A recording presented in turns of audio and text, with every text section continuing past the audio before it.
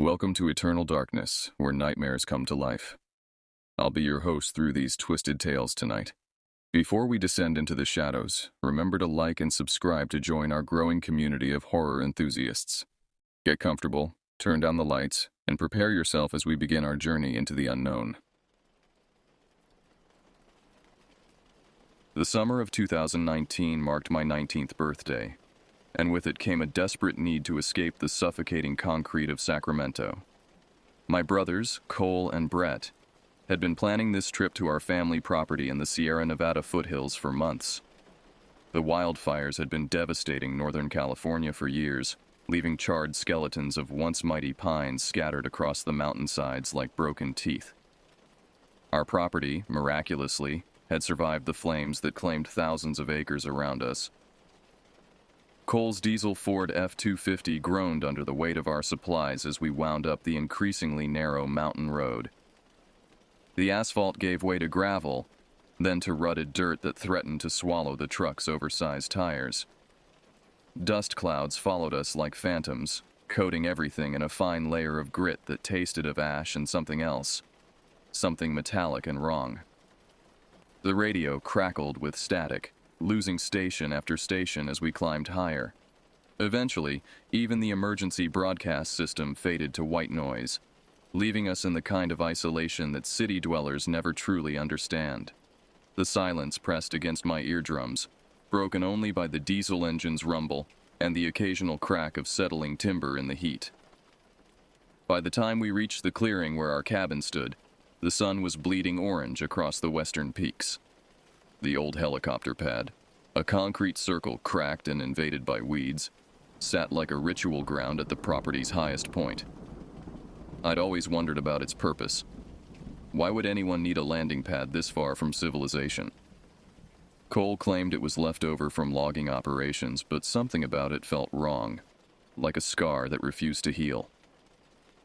Our cabin was modest but solid, built by Brett's own hands over several summers. Around it, smaller outbuildings clustered like worried children.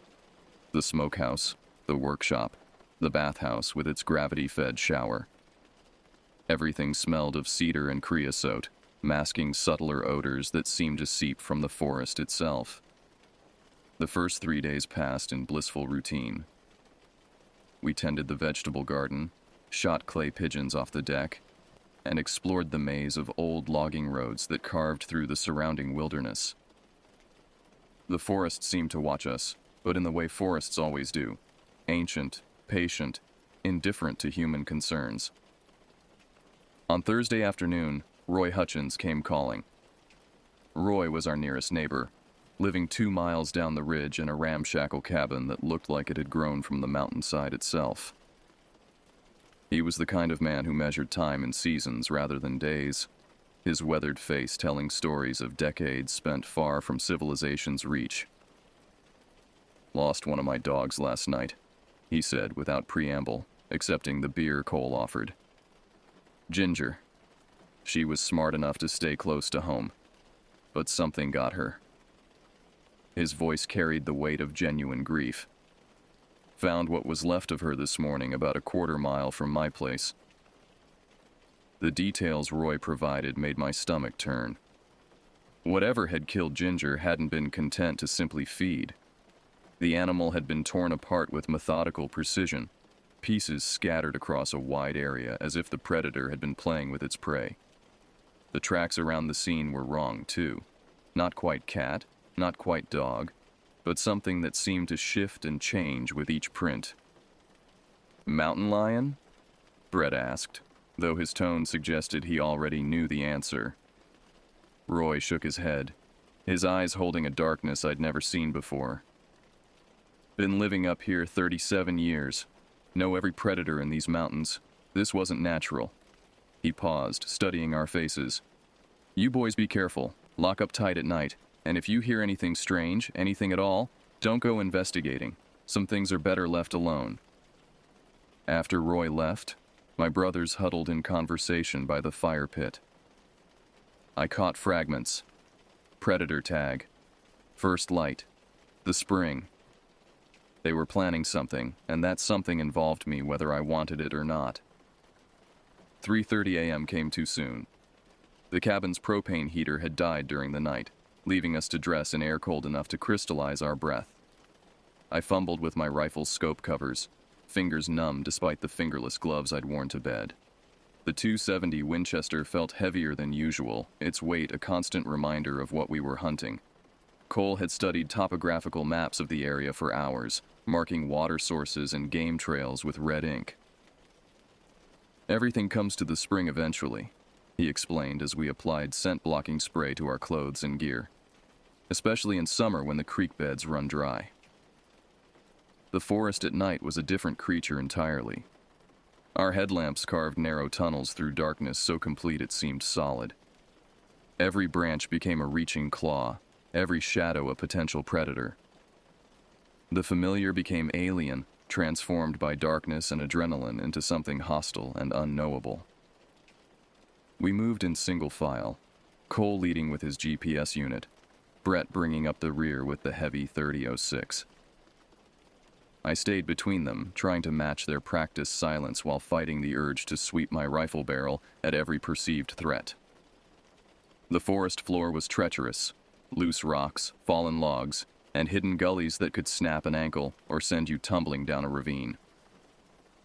The spring was further than I'd anticipated, nearly 2 miles from the cabin by a route that followed deer trails and old logging cuts. By the time we reached it, false dawn was painting the eastern sky a sickly gray. The water emerged from a jumble of granite boulders, forming a pool perhaps 15 feet across before continuing downhill as a narrow creek. Setting up the blinds took another hour of careful work. We positioned them to take advantage of the prevailing wind, ensuring our scent wouldn't drift toward the water. The rangefinder confirmed what Cole's map had suggested.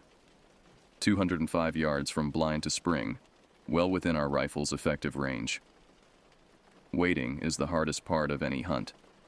The excitement of the stalk gives way to cramped muscles and wandering thoughts. We'd brought coffee in thermal bottles, but the liquid had gone lukewarm during our hike.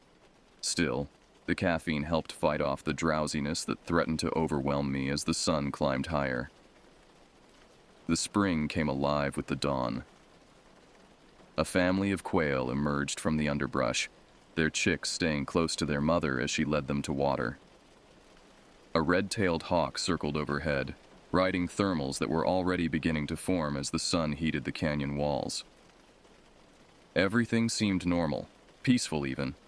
Brett was the first to spot the raccoon. It approached the water with typical caution, standing upright frequently to scan for danger.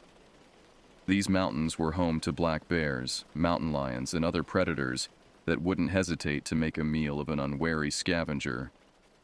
But this raccoon's behavior was different, nervous beyond the usual wariness of wild animals. It managed perhaps 3 laps of water before something spooked it. The animal didn't just retreat. It fled with the kind of panic I'd seen in prey animals when they caught the scent of a predator. Its chittering alarm call echoed off the canyon walls before fading into silence. "That's not normal," Cole whispered, his voice barely audible even in the morning stillness. We waited. The quail had also vanished, along with the chipmunks and squirrels that had been active around the spring. Even the insects seemed to have gone quiet, leaving only the gentle sound of water flowing over stone.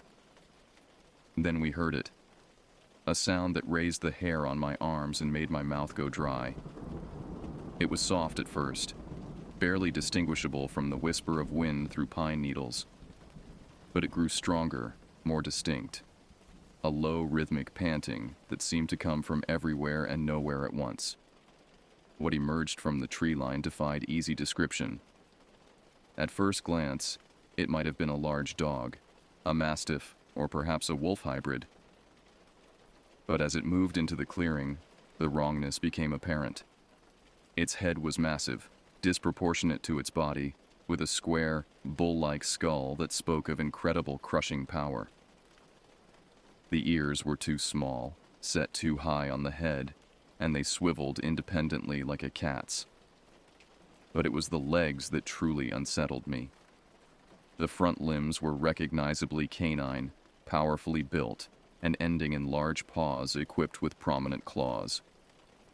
The rear legs, however, were something else entirely. They were elongated, ending in what looked like hooves or perhaps hardened pads that clicked against the rocks as the creature moved.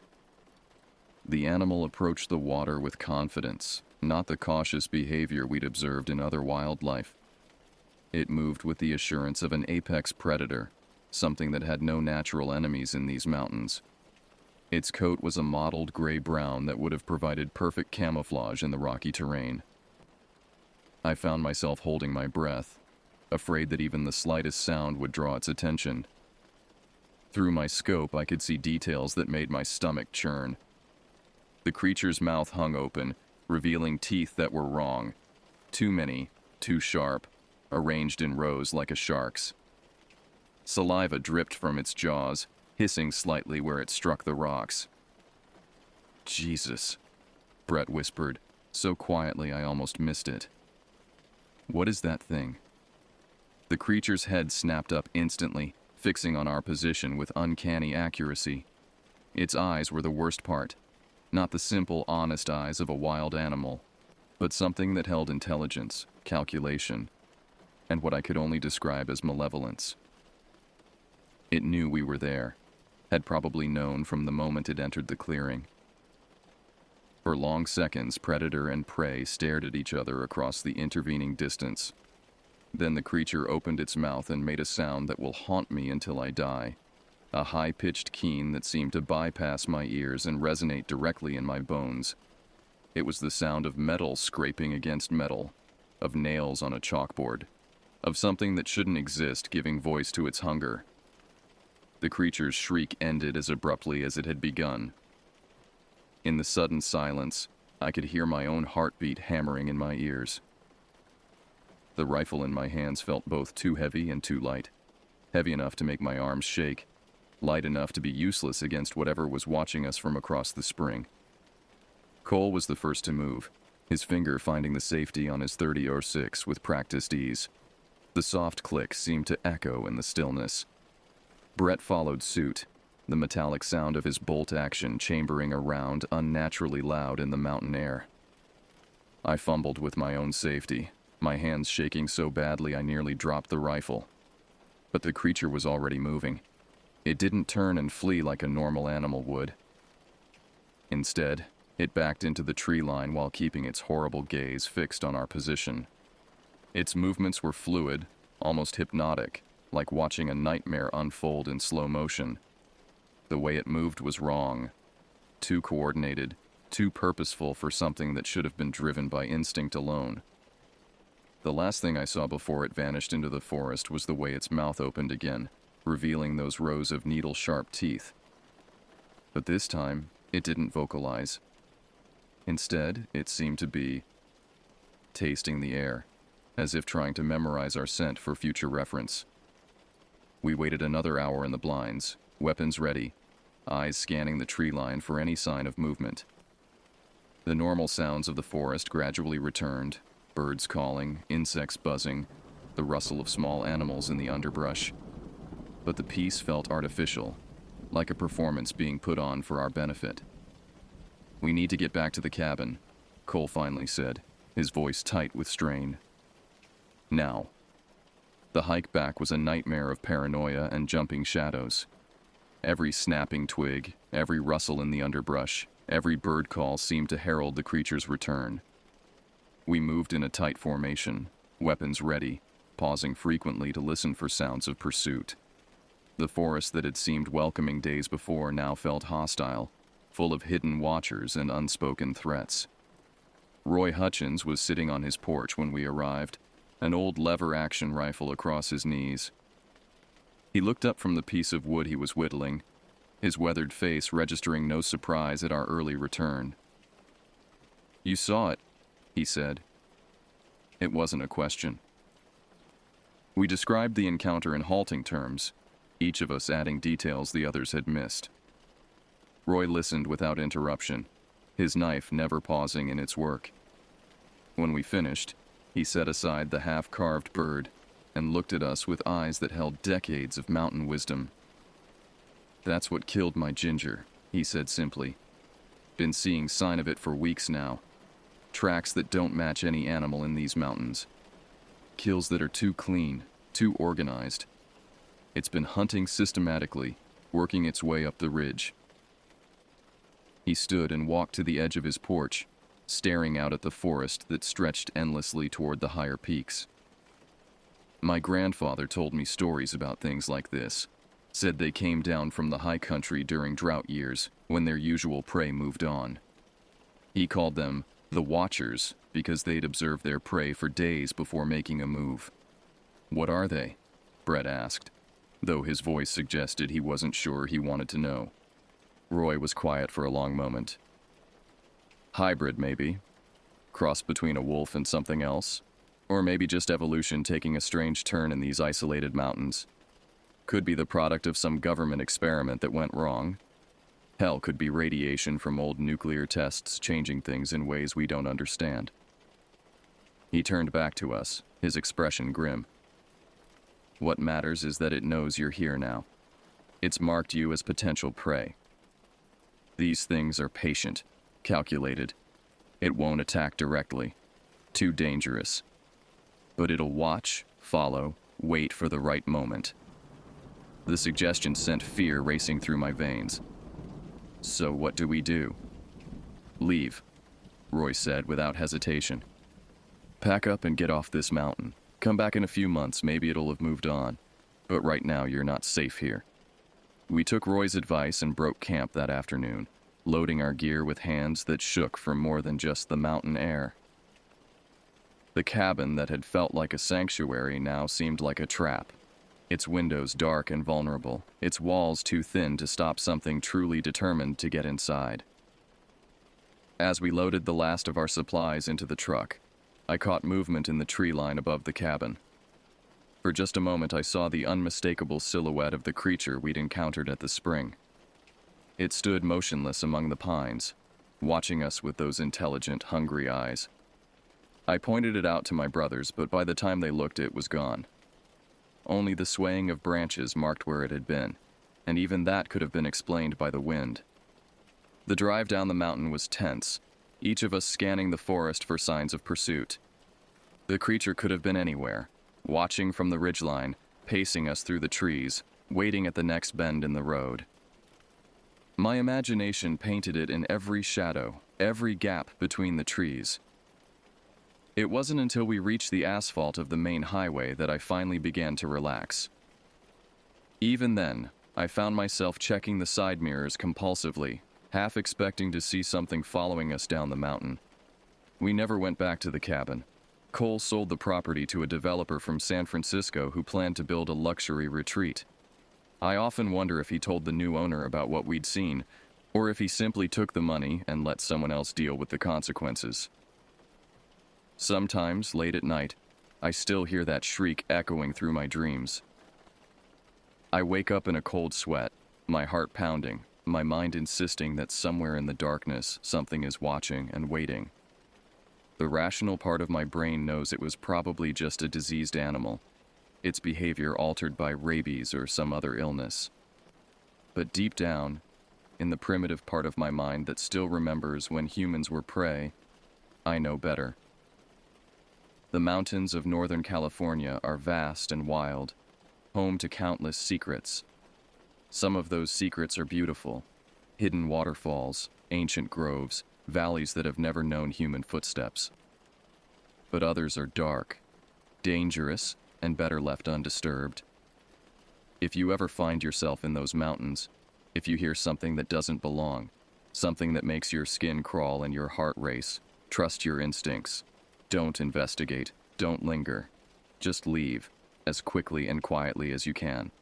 Because some watchers are patient, and some hungers never die.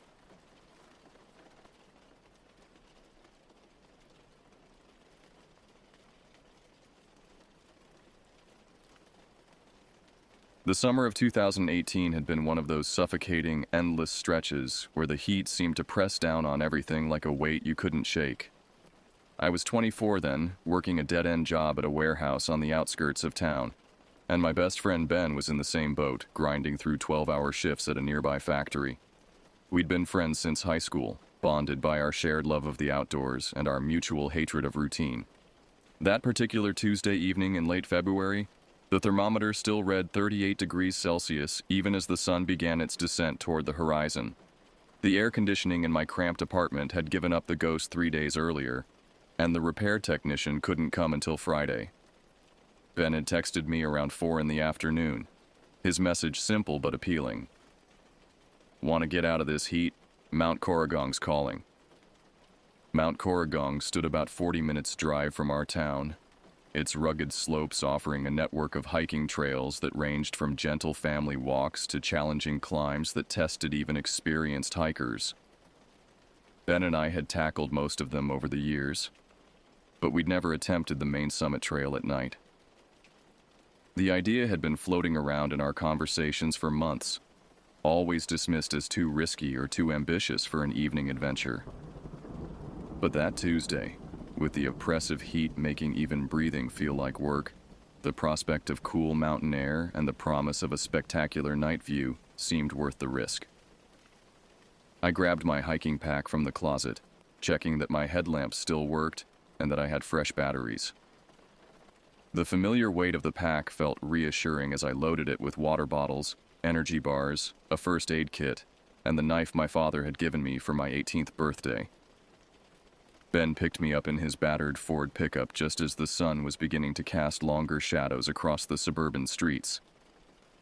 He looked as eager as I felt to escape the oppressive atmosphere that had settled over our town like a blanket. His hiking gear was already loaded in the truck bed, and I could see he'd brought extra water and his expensive GPS device, the one he'd saved up for months to buy. "You sure about this?" I asked as we pulled away from my apartment complex. "We've never done Corrigong at night before." Ben grinned, his hands steady on the steering wheel as we navigated through the early evening traffic. "That's exactly why we should do it. Besides, the moon's nearly full tonight. We'll have plenty of light once we get above the tree line." The drive to the mountain took us through increasingly rural countryside, past farms where cattle clustered under whatever shade they could find, and through small communities where the houses seemed to huddle together as if seeking mutual protection from the heat. As we gained elevation, I could feel the temperature dropping slightly, though the air still carried that thick, oppressive quality that had dominated the entire week. We parked at the main trailhead just as the sun was beginning to touch the distant hills. The parking area was empty except for one other vehicle, a dusty sedan that looked like it had been there for hours. A notice board near the trail entrance displayed the usual warnings about carrying sufficient water, staying on marked paths, and being aware of local wildlife. I paused to read the latest updates, noting that there had been several reports of wild dog sightings in the area over the past month. "Wild dogs?" Ben asked, reading over my shoulder. "Since when do we have wild dogs around here?" I shrugged, shouldering my pack and adjusting the straps. "Probably just someone's pets that got loose and went feral. Happens all the time in rural areas like this." But even as I said it, something about those reports nagged at me. The descriptions were oddly consistent across multiple sightings, describing animals that were larger than typical domestic dogs, with unusual coloring and behavior that seemed more aggressive than typical strays. Park rangers had apparently investigated but found no concrete evidence beyond some questionable tracks and the remains of several native animals. We set off up the trail as the last rays of sunlight filtered through the eucalyptus trees that dominated the lower slopes. The path was well maintained and clearly marked, winding steadily upward through dense bushland that provided welcome relief from the day's heat. The air was filled with the distinctive smell of eucalyptus oil and the earthy scent of dry leaves and bark. For the first hour, our conversation was easy and familiar, covering everything from work frustrations to weekend plans to Ben's ongoing attempts to ask out the woman who worked at the coffee shop near his factory. The physical exertion felt good after a day spent in stuffy indoor environments, and I found myself relaxing into the rhythm of the climb. As darkness began to settle around us, we switched on our headlamps and continued upward. The pools of light cast by our lamps created a small bubble of visibility in the growing darkness, illuminating the path ahead while leaving everything else shrouded in impenetrable blackness. The sounds of the forest began to change as well, with the daytime bird calls giving way to the nocturnal symphony of crickets, possums, and the occasional call of a powerful owl. About halfway up the mountain, we encountered our first kangaroos of the evening, a small mob of eastern grays that bounded away from the trail as our lights swept over them. Their movement was fluid and effortless, disappearing into the darkness beyond our vision as quickly as they had appeared. Ben paused to watch them go, a smile crossing his face in the lamplight. "Never gets old, does it?" he said. "Seeing them in their natural habitat like that?" I nodded, though something about the encounter struck me as slightly odd. The kangaroos had seemed more skittish than usual, their departure more hurried and panicked than the typical cautious retreat I'd observed during previous hikes. They'd also been moving downhill, away from the higher elevations where they typically graze during cooler evening hours. But these observations were just fleeting thoughts at the time, easily dismissed as we continued our steady progress up the mountain. The trail grew steeper as we gained elevation, and our conversation became more sporadic as we focused on our breathing and footing. The temperature continued to drop, providing blessed relief from the oppressive heat we'd left behind in town. The trail beyond the kangaroo encounter grew significantly more challenging, switching back and forth across steep slopes of loose shale and exposed rock. Our headlamps carved narrow tunnels of light through the darkness, illuminating just enough of the path ahead to keep us moving safely upward. The familiar sounds of the lower forest gradually gave way to the different acoustic signature of higher elevations, where the trees were more sparse and the wind had room to move freely. I'd hiked this section of the trail several times during daylight hours, but experiencing it at night created an entirely different atmosphere. Landmarks that were clearly visible during the day became ambiguous shapes in the darkness, and distances that seemed manageable in sunlight felt stretched and uncertain under the narrow beams of our lights. The darkness seemed to press in around us, creating the sensation that we were moving through a tunnel rather than across an open mountainside. Ben maintained a steady pace ahead of me, his breathing controlled despite the increasing steepness of the trail. He'd always been in better shape than me, a legacy of his high school football days and his commitment to hitting the gym several times a week even now. I found myself working harder to match his rhythm, my own breathing becoming more labored as we gained elevation. "You doing okay back there?" he called over his shoulder, pausing to let me catch up at a switchback where the trail doubled back on itself. "Yeah, just feeling it more than usual," I replied, taking a moment to catch my breath and take a drink from my water bottle. The water was still pleasantly cool, a stark contrast to the warm air that continued to radiate heat even as the sun disappeared completely below the horizon. "It's the heat," Ben said, nodding toward the valley below us where the lights of town twinkled like scattered stars. "We've been dealing with it all week, and our bodies are probably a bit dehydrated even though we've been drinking water." He was probably right, but I couldn't shake the feeling that there was something else affecting my energy levels. A kind of persistent unease that seemed to be sapping my strength more than the physical demands of the hike should have warranted. I'd experienced similar feelings before, usually in situations where my subconscious had picked up on subtle danger signals that my conscious mind hadn't yet processed. We continued climbing, passing through zones where the vegetation changed noticeably. The eucalyptus trees that dominated the lower slopes gave way to hardier species adapted to higher elevations and more extreme weather conditions. The undergrowth became sparser, replaced by hardy grasses and low shrubs that could survive the temperature extremes and strong winds common at altitude. About 2 hours into our hike, we paused at a rocky outcrop that provided a natural resting place and spectacular views of the valley below. During daylight, this spot offered panoramic vistas of the surrounding countryside, but at night it revealed a different kind of beauty. The lights of distant towns and farms created a scattered constellation across the darkness, while overhead the stars blazed with an intensity impossible to see from light-polluted urban areas. "God, look at that," Ben said, switching off his headlamp and encouraging me to do the same. "You never see stars like this from town." He was right. With our artificial lights extinguished, the natural darkness revealed a spectacular display of stars, planets, and the ghostly band of the Milky Way stretching across the sky. The moon, nearly full as Ben had predicted, cast enough light to make out the general shapes of the landscape around us, though details remained hidden in shadow. But as beautiful as the view was, I found myself feeling increasingly uncomfortable as we sat in the darkness. There was something about the quality of the silence around us that seemed wrong, though I couldn't immediately identify what was bothering me. It wasn't that the forest was completely quiet.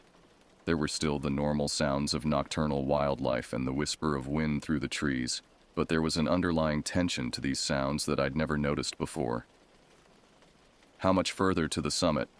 I asked, eager to get moving again despite the beauty of our rest stop.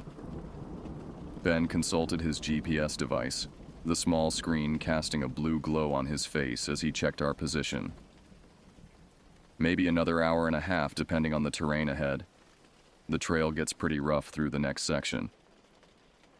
I nodded, though something about the timing felt off. We'd been making good progress, but an hour and a half seemed optimistic for the remaining distance, especially considering the increasing difficulty of the terrain. I'd hiked this trail before, and I remembered the upper sections being particularly challenging even in daylight. As we prepared to resume our climb, I noticed that Ben seemed to be having his own concerns about the hike, though he was trying to hide them. He checked his GPS more frequently than usual, and I caught him pausing occasionally to listen to the sounds around us, with an intensity that suggested he was hearing something that concerned him. "Everything okay?" I asked during one of these pauses. "Yeah, just thought I heard something moving through the brush up ahead," he replied, but his tone suggested he wasn't entirely convinced by his own explanation. "Probably just a possum or something." But as we continued climbing, both of us became increasingly aware that something was different about this hike compared to our previous mountain adventures. The wildlife seemed more active than usual, with frequent sounds of movement in the undergrowth that suggested animals were on the move rather than settled into their normal nocturnal routines. More concerning was the behavior of the few animals we did glimpse in our headlamp beams. A ringtail possum that our lights caught in a tree near the trail seemed unusually agitated, chattering and moving restlessly, rather than simply freezing or moving away, as possums typically did when encountered by humans. A wallaby that bounded across the trail ahead of us appeared to be moving with urgent purpose rather than the casual browsing behavior typical of macropods during evening hours. "They're all heading downhill," Ben observed after our third encounter with obviously disturbed wildlife. "Every animal we've seen has been moving away from the summit." I'd noticed the same pattern, and it was starting to create a persistent knot of anxiety in my stomach.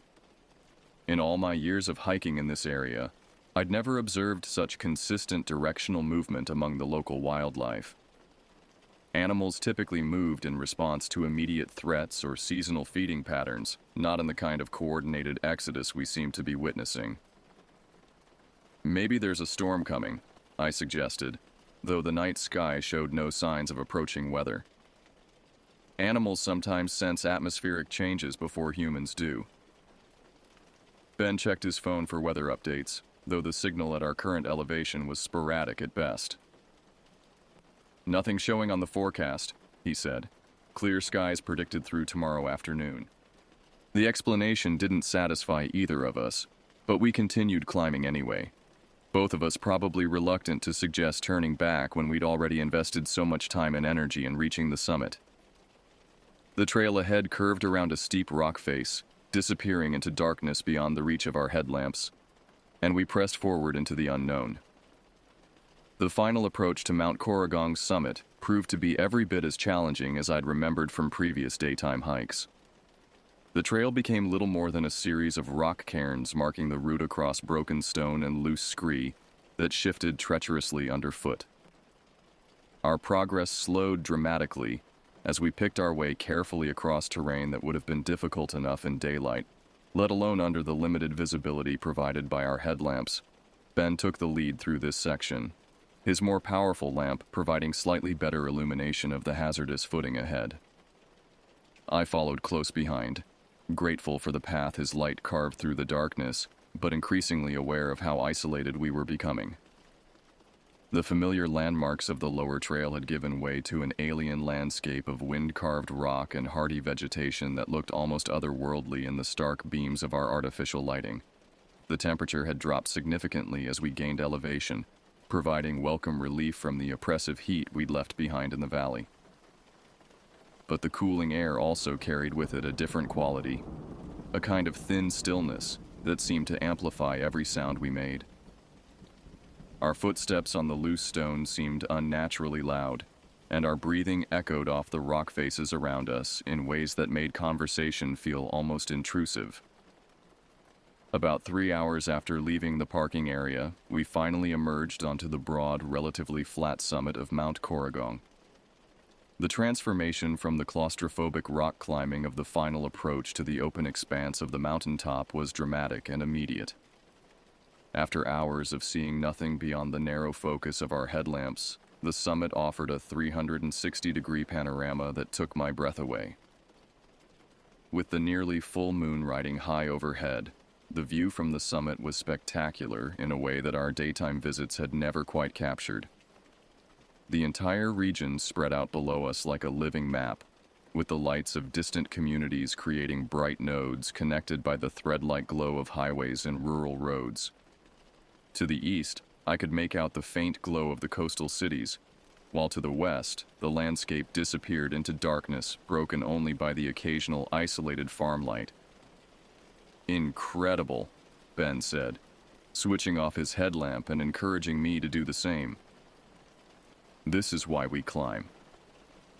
For several minutes, we simply stood in the natural darkness, allowing our eyes to adjust to the moonlight while drinking in the magnificent view. The wind at the summit was stronger than it had been on the protected slopes below, carrying with it the clean, cold smell of high altitudes and the faint eucalyptus scent that characterized the Australian bush. We found a comfortable spot among the scattered boulders that dotted the summit plateau and settled down to rest and eat some of the food we'd brought with us. The physical exertion of the climb had left both of us genuinely hungry, and the energy bars and trail mix we'd packed tasted better than they had any right to at sea level. "How long do you want to stay up here?" I asked, checking my watch and discovering that it was already past 10 o'clock.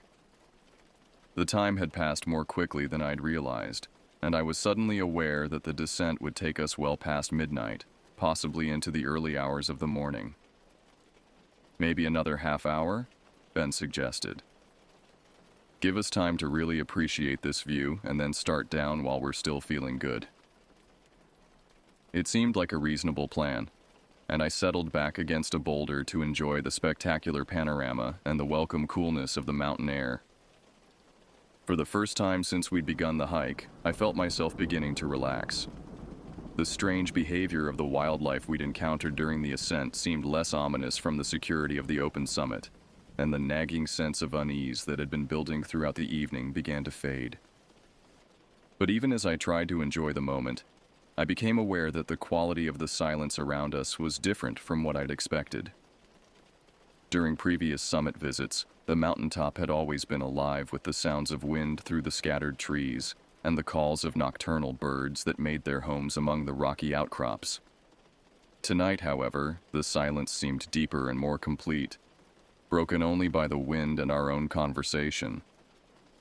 "It's really quiet up here," Ben observed, apparently noticing the same absence of normal mountain sounds that had caught my attention. "Where are all the night birds?" I listened more carefully, realizing that he was right. The powerful owls that typically hunted from the summit area were nowhere to be heard, nor were the smaller owl species that usually provided a constant background chorus during evening hours. Even the insects seemed unusually quiet, with none of the cricket songs or buzzing that normally accompanied warm summer nights at elevation. "Maybe we're just here at a quiet time," I suggested, though the explanation sounded weak even to me.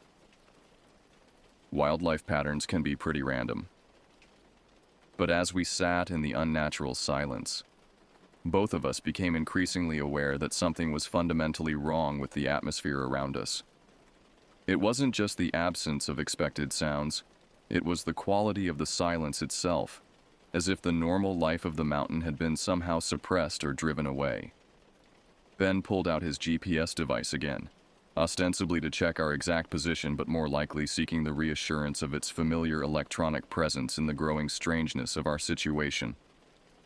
The small screen cast its blue glow across his face, making his features look pale and concerned in the artificial light.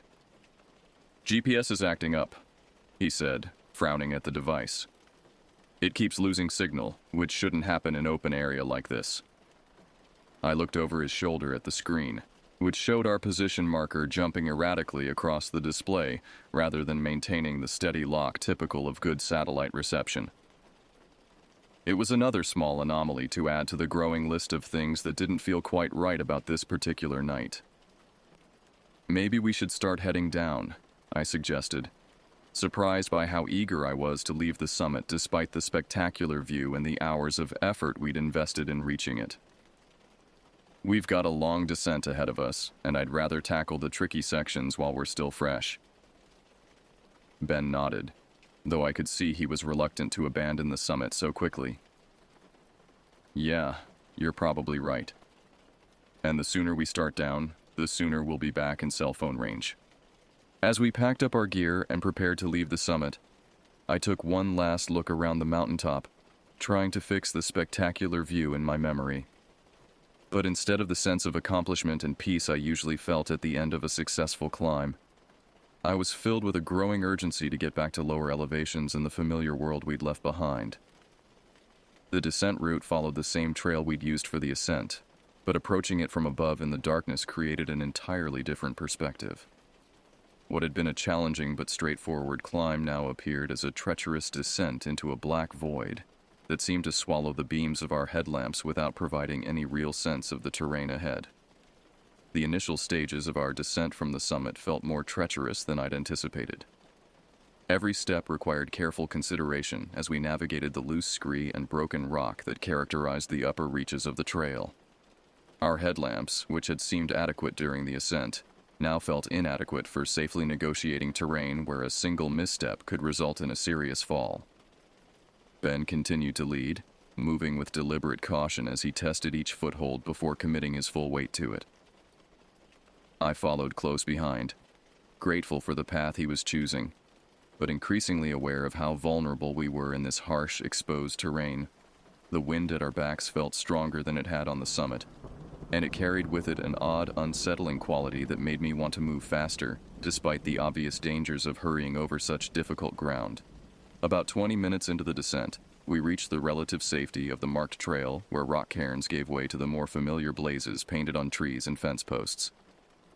The transition from rock scrambling to normal hiking felt like a huge relief, and I found myself breathing more easily as we entered the protective embrace of the forest that covered the mountain's middle elevations.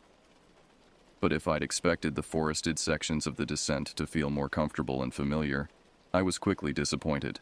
The trees that had provided welcome shade and a sense of intimacy during our afternoon ascent now seemed to press in around us, creating a claustrophobic tunnel effect that made our headlamp beams feel even more inadequate. Shadows danced and shifted at the edges of our vision, creating the persistent impression that we were being observed or followed. "This feels different than it did on the way up," Ben said, voicing the same concern that had been growing in my own mind. "The whole atmosphere of the place has changed." I nodded, though I wasn't sure he could see the gesture in the darkness behind him. The forest did feel fundamentally different, as if some essential quality had shifted during the hours we'd spent on the summit. What had been merely dim and challenging during our ascent now felt actively oppressive, charged with a tension that seemed to emanate from the darkness beyond our lights. Our pace during this section was necessarily slower than it had been during the ascent, as the downhill terrain required constant vigilance to avoid stumbling over roots and rocks that were invisible until we were almost upon them. But despite the reasonable pace, both of us seemed eager to cover ground quickly, as if some unspoken urgency was driving us away from the heights we'd just conquered. About an hour into the descent, we encountered our first wildlife since leaving the summit, and the encounter immediately confirmed that something was seriously wrong with the mountain's ecosystem. A large wombat emerged from the undergrowth directly ahead of us, moving across the trail with none of the typical caution these animals usually displayed around humans. Instead of freezing or moving away when our lights hit it, the wombat seemed completely oblivious to our presence, continuing its journey with a kind of mindless determination that was deeply unsettling. "That's weird," Ben said, stopping to watch the animal disappear into the darkness on the opposite side of the trail. Wombats are usually way more aware of their surroundings than that. But what was even more disturbing than the wombat's behavior was its physical condition. In the brief moment when our lights had illuminated it clearly, I'd noticed that the animal appeared to be in poor health, with patches of missing fur and a gait that suggested injury or illness. Its eyes, when they'd reflected our lamplight, had seemed unusually bright and somehow wrong, though I couldn't immediately identify what had bothered me about them. "Did you see its eyes?" I asked Ben as we resumed our descent. "Yeah, they looked, I don't know, different somehow, like they were reflecting too much light or the wrong color." We continued downward, but the encounter with the wombat had shaken both of us more than we wanted to admit. In all our years of hiking in these mountains, we'd never seen a native animal behave with such apparent disorientation and lack of natural caution.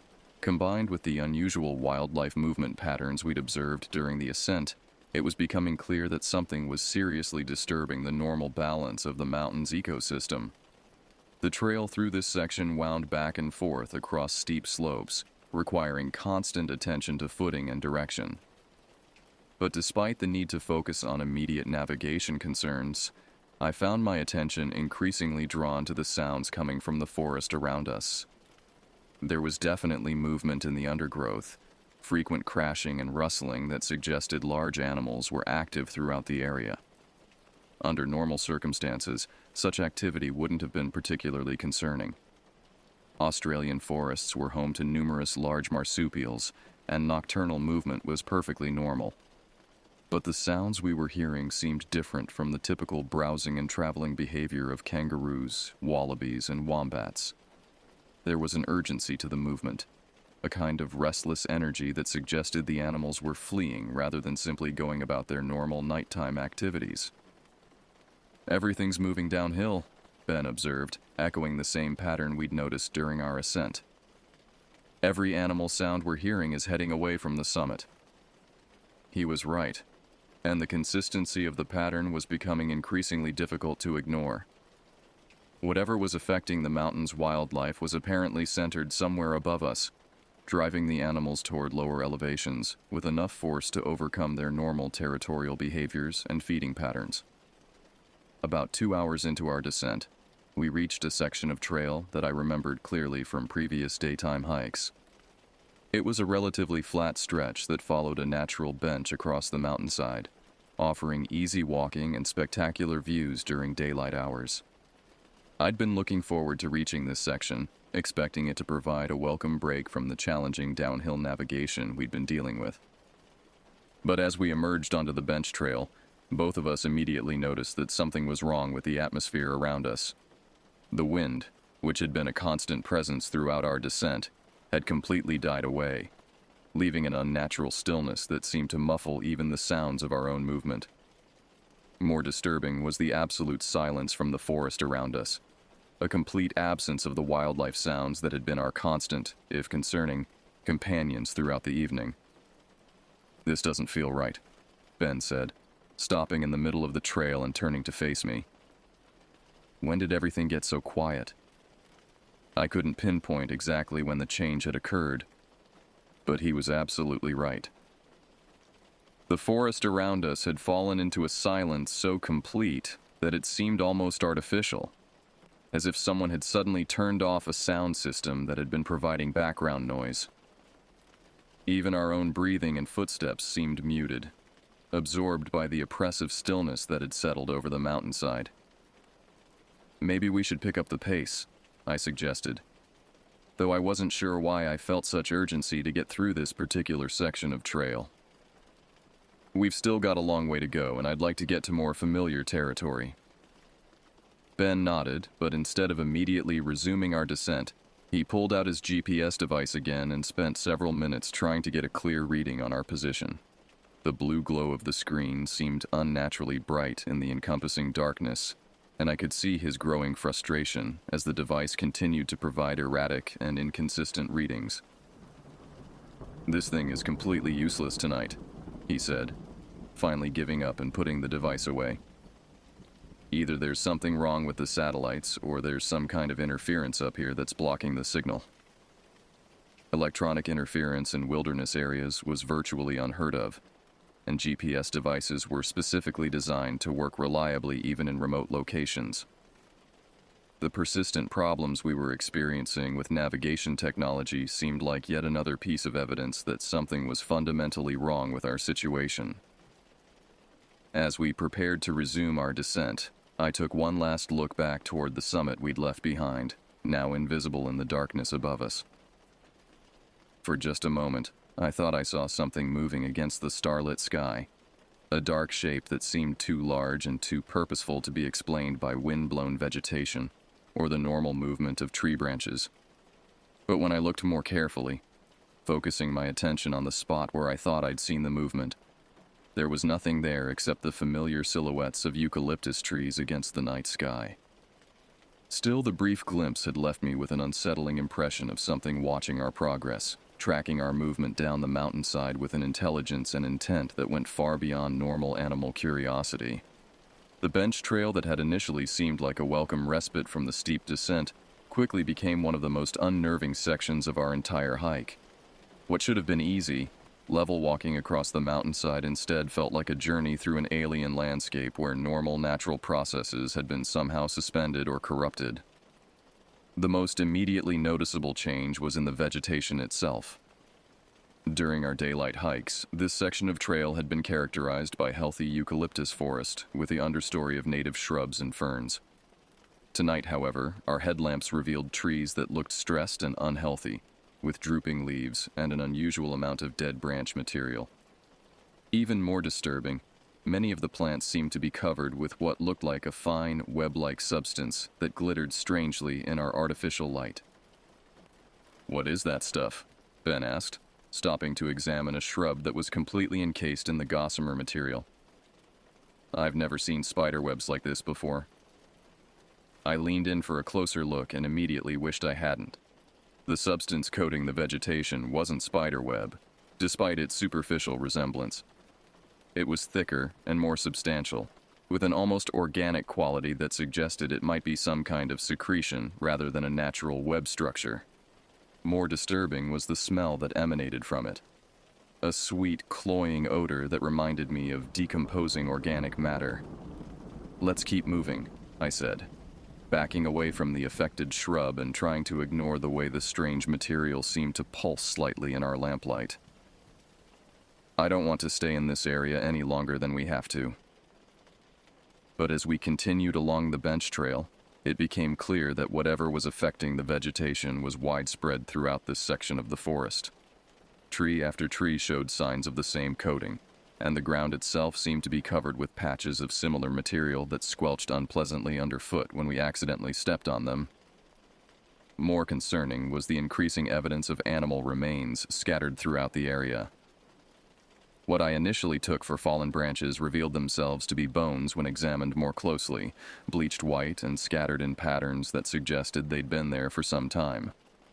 Some were clearly identifiable as belonging to common forest animals, wallaby femurs and kangaroo ribs, but others were larger and less familiar, suggesting that whatever was affecting this area wasn't limiting itself to small prey.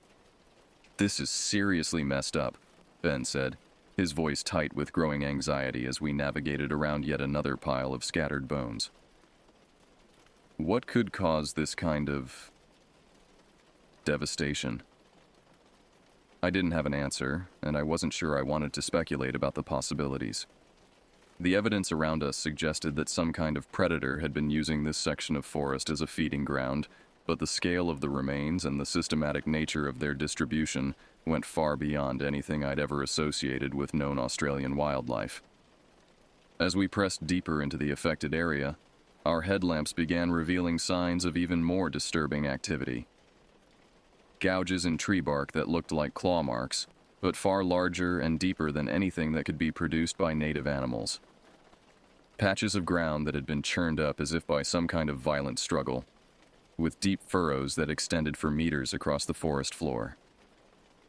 Most unsettling of all were the trees themselves.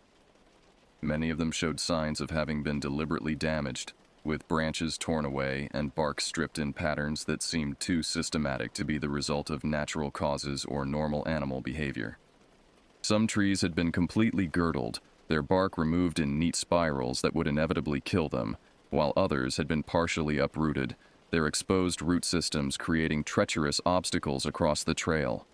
"We need to get out of here," I said, no longer caring whether my growing panic was obvious in my voice.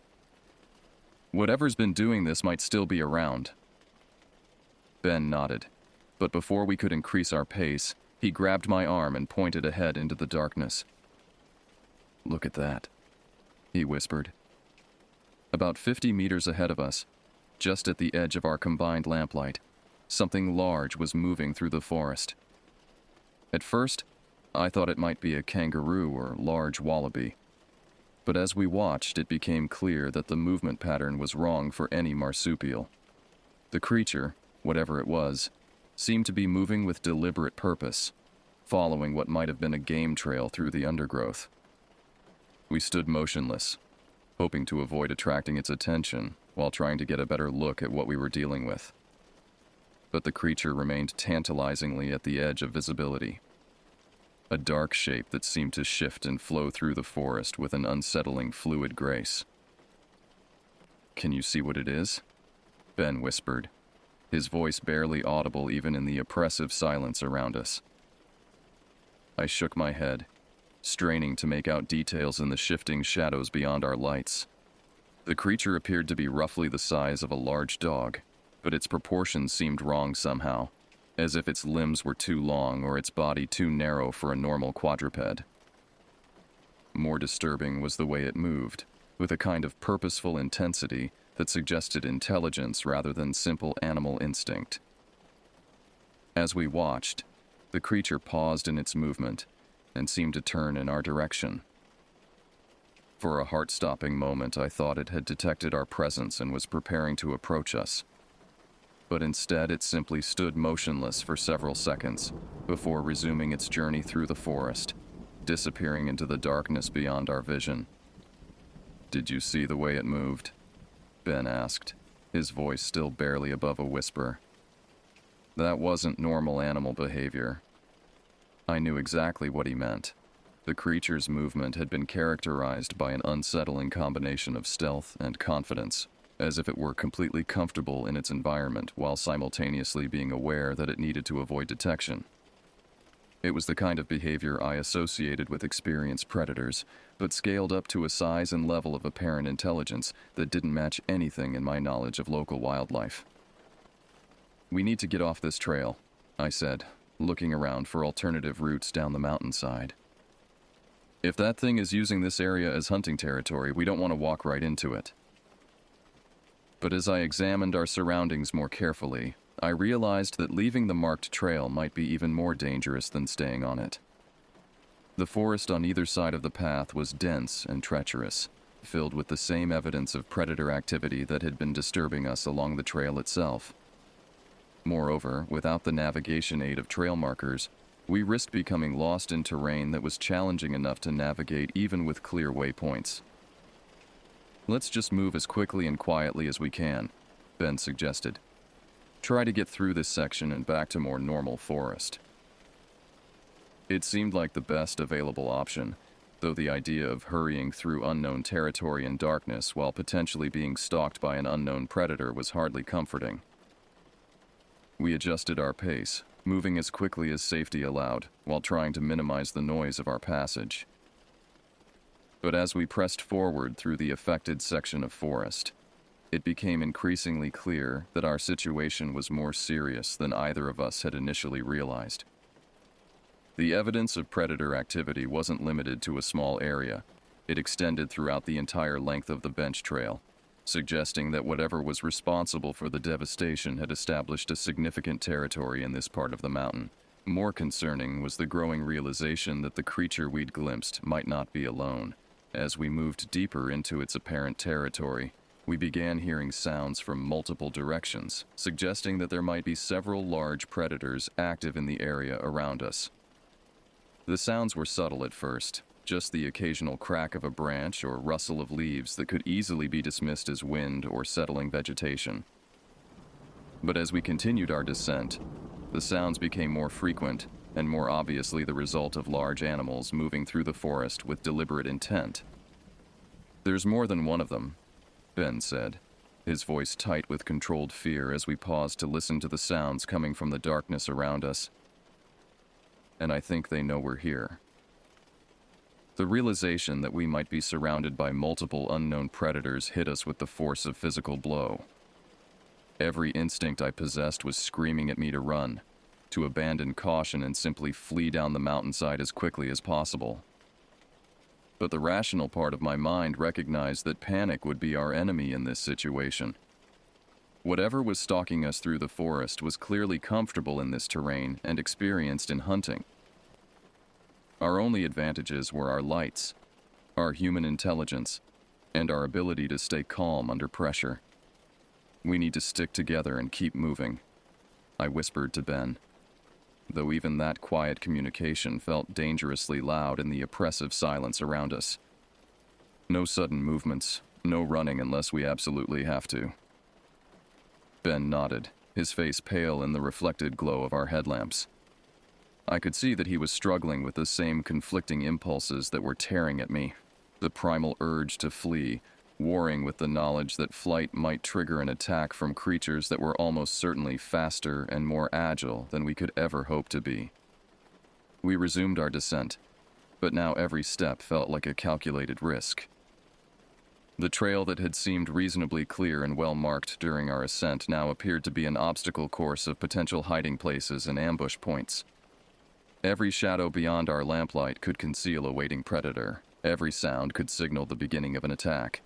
The forest around us had fallen into a silence so complete that it felt supernatural. Not even the whisper of wind through the trees broke the oppressive quiet, and our own breathing and footsteps seemed amplified to an almost unbearable degree. It was as if the entire ecosystem had been holding its breath, waiting for something to happen. About 10 minutes into this nightmarish section of our descent, we encountered something that stopped us both dead in our tracks. Stretched across the trail ahead of us, barely visible in our combined lamplight, was what appeared to be the remains of a large animal. But this wasn't like the scattered bones we'd been seeing throughout the affected area. This was a fresh kill, so recent that I could see steam still rising from the exposed flesh. "Oh God," Ben whispered, his voice barely audible even in the crushing silence around us. "What could do something like that?" The carcass was that of an adult male kangaroo, one of the large eastern greys that were common throughout these mountains. But it had been killed and partially consumed in a way that defied everything I thought I knew about predator behavior. The animal had been opened with surgical precision, its internal organs removed with an efficiency that spoke of vast experience and intelligence. More disturbing than the method of killing was the apparent freshness of the kill. Blood was still pooling beneath the carcass, and the smell of death was sharp and immediate in the night air. Whatever had killed this kangaroo had done so very recently, possibly even while we were moving through the area above. "It's still warm," Ben said, though he made no move to approach the remains for a closer examination. This just happened. The implications were terrifying. Not only were we sharing this section of forest with unknown predators, but those predators were actively hunting in our immediate vicinity. The kangaroo had been a large, powerful animal, capable of defending itself against most natural threats. Whatever had killed it so efficiently was clearly a formidable predator with capabilities that went far beyond those of any native Australian species I was familiar with. As we stood frozen beside the fresh kill, trying to process the implications of what we were seeing, I became aware that the quality of the silence around us had changed again. It was no longer the empty quiet of a forest holding its breath.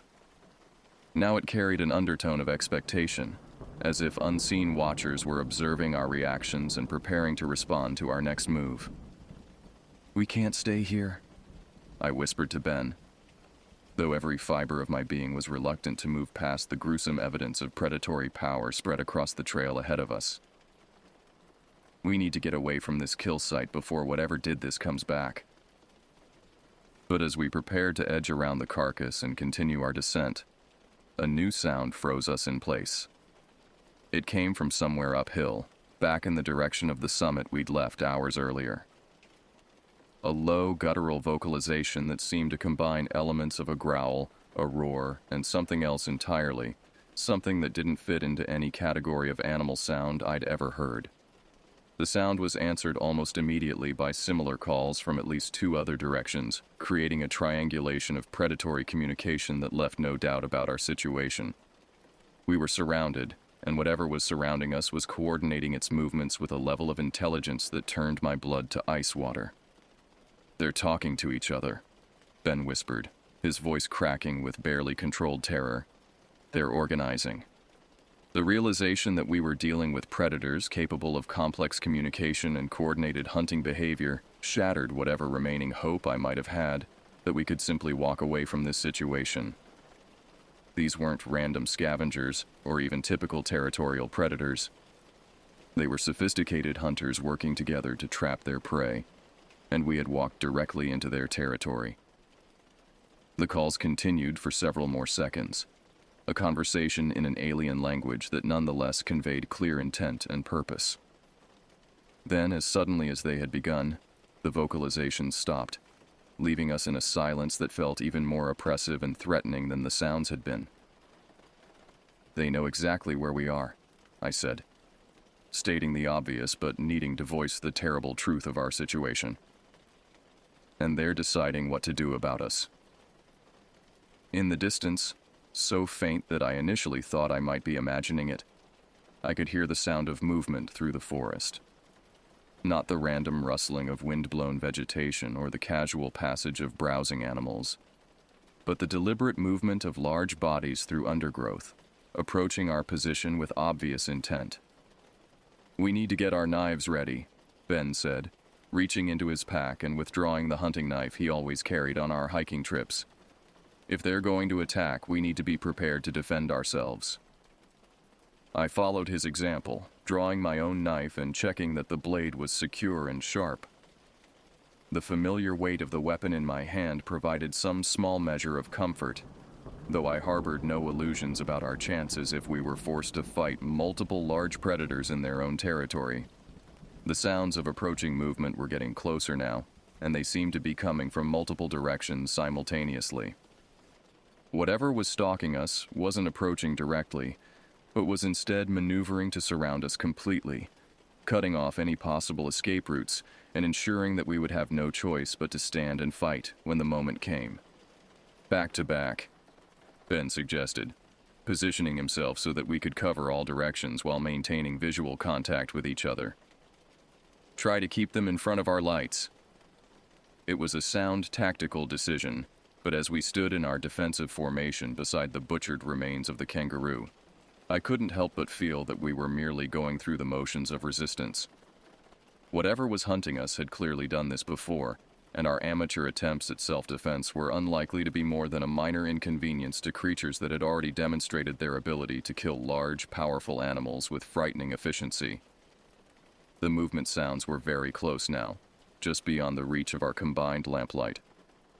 I could hear the careful placement of feet, the deliberate parting of vegetation, the controlled breathing of large predators preparing for the final phase of their hunt.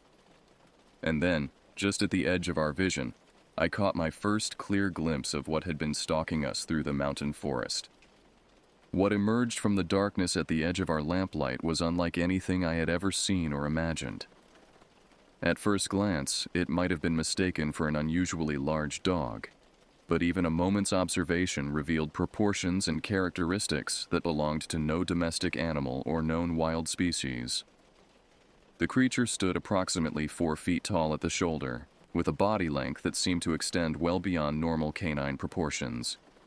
Its limbs were longer and more muscular than those of any dog, giving it a predatory grace that was both beautiful and terrifying. But it was the creature's head that truly marked it as something outside the normal order of nature. The skull was elongated and narrow, with powerful jaws that seemed designed for crushing bone rather than the tearing action typical of most predators. When the creature opened its mouth, revealing teeth that gleamed white in our lamplight, I could see canines that were far longer and more developed than those of any natural carnivore. Its eyes reflected our light with an intensity that spoke of exceptional night vision, but there was something else in that gaze, an intelligence that was uncomfortably close to human. "What the hell is that thing?" Ben whispered, his voice barely audible even in the crushing silence that surrounded us. The creature stood motionless at the edge of our light, studying us with an intensity that made it clear we were being evaluated rather than simply observed. Its head moved slightly as it shifted its gaze between the two of us, and I had the unsettling impression that it was assessing our potential as prey, calculating the best approach for an attack. But even more disturbing than the creature's physical appearance was the evidence of its recent feeding. Its muzzle and front legs were stained with fresh blood, and I could see fragments of what looked like fur caught in its teeth. The kangaroo carcass at our feet was clearly its work, and the creature showed no signs of being intimidated by our presence near its kill.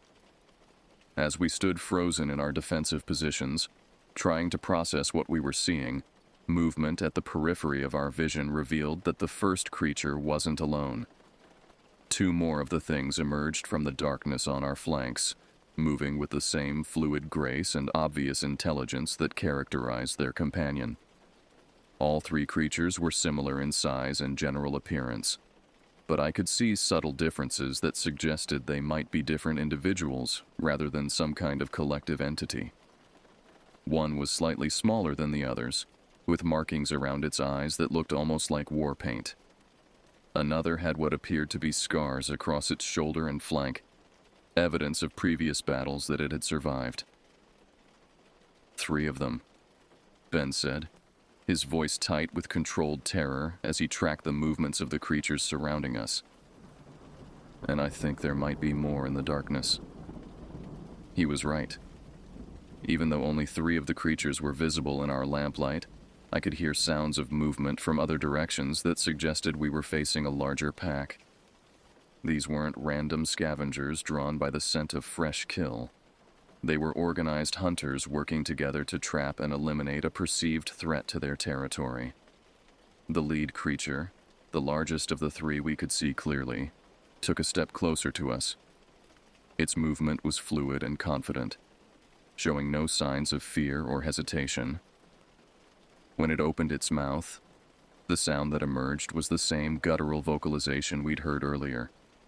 But delivered at close range, it carried an undertone of menace that made my skin crawl. The call was answered immediately by its companions, creating a chorus of alien sounds that seemed to reverberate through the forest around us. But more disturbing than the volume was the obvious communication taking place. These creatures weren't simply making noise. They were coordinating their actions with a level of sophistication that suggested intelligence comparable to that of pack-hunting mammals like wolves or wild dogs. "They're planning something," I said, though stating the obvious provided no comfort in our desperate situation. "We need to make them think we're more dangerous than we actually are."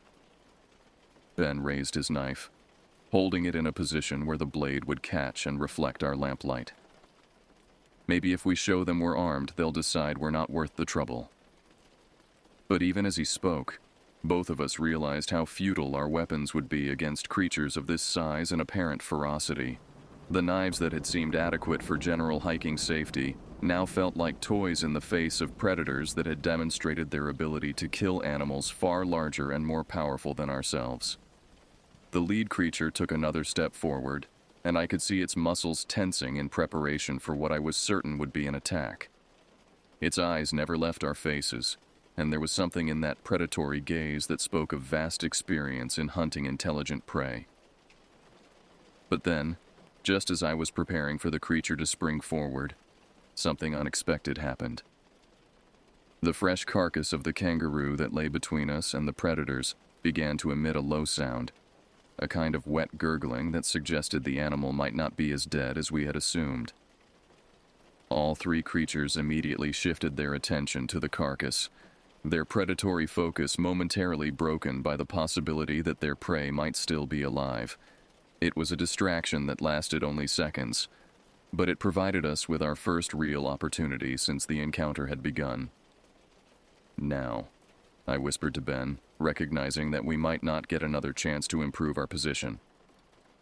"Move toward that big tree. Slowly." The tree I'd indicated was a massive eucalyptus about 10 meters to our right, with a trunk large enough to provide some protection if we could reach it. More importantly, its lower branches were thick enough to support our weight if we could manage to climb beyond the reach of ground-based predators. We began moving sideways, maintaining our back-to-back formation while edging toward the potential refuge of the tree. The creatures noticed our movement immediately, but their attention was still partially focused on the kangaroo carcass, which had fallen silent again but continued to command their interest. Step by careful step, we covered the distance to the tree, expecting at any moment to trigger an attack that would end our desperate attempt at escape. But the creatures seemed content to watch our progress, perhaps confident that they could run us down easily if we attempted to flee. When we reached the base of the eucalyptus, Ben immediately began examining the trunk for handholds that would allow us to climb. The bark was rough and deeply furrowed, providing plenty of grip for experienced climbers, but getting started would require one of us to be vulnerable while the other provided protection. "I'll go first," Ben said, handing me his knife so that I would be armed with both weapons during the critical moments when he would be unable to defend himself. "Try to keep them back until I can get high enough to help pull you up." It was a reasonable plan, but as Ben began his climb, the largest of the creatures finally lost interest in the kangaroo carcass and focused its full attention on our escape attempt. The intelligence in its eyes was unmistakable as it calculated angles and distances, clearly planning its attack to coincide with the moment when we would be most vulnerable. The creature gathered itself for a spring just as Ben reached the first substantial branch, about 3 meters above the ground. With a fluid motion that spoke of tremendous power and coordination, it launched itself toward the tree, its jaws gaping wide and its claws extended for maximum damage. I had perhaps 2 seconds to react, and in that time I made a decision that probably saved both our lives. Instead of trying to stab the creature with one of the knives, I grabbed the most powerful flashlight from my pack and aimed its beam directly into the predator's eyes at the moment of its attack. The intense light, concentrated and sudden after the creature's adaptation to darkness, had an immediate and dramatic effect. The predator's leap faltered midair, and it crashed into the base of the tree with a bone-jarring impact that sent it tumbling back toward its companions. "Climb!" Ben shouted from above, extending his hand to help pull me up toward the relative safety of the branches. The light hurt it, but it won't stay down long. The temporary advantage provided by the flashlight's blinding effect lasted only seconds, but it was enough time for me to scramble up the rough bark of the eucalyptus with Ben's assistance. As I pulled myself onto the first substantial branch, I could hear the injured creature below us recovering from its collision with the tree trunk, its vocalizations now carrying a note of pain and fury that made it clear our defensive success had only intensified its desire for revenge. From our elevated position, roughly 4 meters above the ground, we had a better view of what we were dealing with. The 3 creatures we'd seen clearly were indeed part of a larger pack, with at least 2 more of the things visible at the edge of our combined lamplight. They moved with coordinated purpose around the base of the tree, testing the bark with their claws and clearly calculating whether they could follow us into the branches. "Can they climb?" Ben asked, voicing the question that was foremost in both our minds. "Because if they can, we're trapped up here." I studied the creature's anatomy more carefully, looking for clues about their climbing ability. Their claws were certainly substantial enough for gripping bark, and their limb proportions suggested considerable strength and agility. But their body weight and muscle mass seemed optimized for ground-based hunting rather than arboreal locomotion. "I don't think so," I said, though I wasn't entirely confident in my assessment. "They're built more like pursuit predators than climbers, but we can't stay up here indefinitely." Below us, the largest creature was indeed testing its ability to ascend the tree trunk. Its claws found purchase in the deep furrows of the eucalyptus bark, and it managed to pull itself several feet off the ground before its weight and the smooth sections of trunk defeated its efforts. Each attempt brought it closer to success, however, and I realized that given enough time and determination, it might eventually find a way to reach our refuge. The other members of the pack were taking a different approach to the problem we represented. Rather than focusing on immediate attack, they seemed to be settling in for a siege, positioning themselves around the tree in a formation that would prevent any attempted escape. Their patience and tactical thinking were more disturbing than their physical capabilities, suggesting a level of intelligence that put them closer to human reasoning than animal instinct. "They're going to wait us out," Ben observed, coming to the same conclusion I'd reached. "They know we can't stay up here forever." He was right, and our situation was more precarious than it might initially appear. While we were temporarily safe from direct attack, we were also trapped without food, water, or any means of communication with the outside world. More importantly, the creatures below showed no signs of losing interest or wandering away to pursue easier prey. As I considered our limited options, I noticed that the forest around us was beginning to show the first subtle signs of approaching dawn. The absolute darkness that had concealed the full extent of our predicament was starting to give way to the barely perceptible lightening that preceded sunrise. While dawn was still hours away, the gradual increase in ambient light might provide us with opportunities that had been impossible in complete darkness. "How much battery life do we have left in our lights?" I asked Ben, suddenly aware that our flashlights and headlamps had been running continuously for many hours. "We might need to conserve power for when we really need it." Ben checked his equipment, his face grim as he calculated the remaining charge. "Maybe another hour of useful light from the headlamps, longer if we use them sparingly. The big flashlight that scared off the attack probably has more, but not much." It was better than I'd feared, but still far from adequate for what we might need to do. If the creatures maintained their siege until full daylight, we would have several hours during which our artificial lighting would be useless, leaving us dependent on natural vision that would be inferior to the night-adapted eyes of our predators. As we discussed our situation, one of the creatures below us did something that chilled me to the bone. Rather than continuing to test the tree trunk for climbing possibilities, it moved away from our position and began what appeared to be a systematic patrol of the surrounding area. I watched in horrified fascination as it moved from tree to tree, testing each one for its potential as an escape route. "It's checking the other trees," I whispered to Ben, "making sure we can't jump to another trunk and get away." The creature's methodical approach to cutting off our escape options demonstrated a level of tactical thinking that was genuinely terrifying. These weren't simple predators operating on instinct alone. They were intelligent hunters capable of complex problem-solving and long-term strategic planning. But even as I watched the creature's systematic patrol, I noticed something that might provide us with a slim chance of escape. About 20 meters from our current position, slightly downhill from where we were trapped, stood another large eucalyptus tree whose canopy nearly touched that of our refuge. The gap between the trees was significant, perhaps 3 meters at the closest point, but it might be possible to make the jump if we timed it correctly. More importantly, the patrolling creature hadn't yet tested this particular tree for climbing accessibility. If we could reach it without being detected, we might find a route down that would put us beyond the immediate reach of the pack. "Look at that tree," I whispered to Ben, pointing out the potential escape route. "Think we could make that jump?" Ben studied the distance and the angles involved. his expression thoughtful despite our desperate circumstances. Maybe if we got a good running start along this branch, but we'd have to time it perfectly and we'd only get one chance. He was right about the timing. The jump would have to be made while the creatures were distracted or focused elsewhere, and any mistake would send us crashing to the ground directly into the midst of the pack.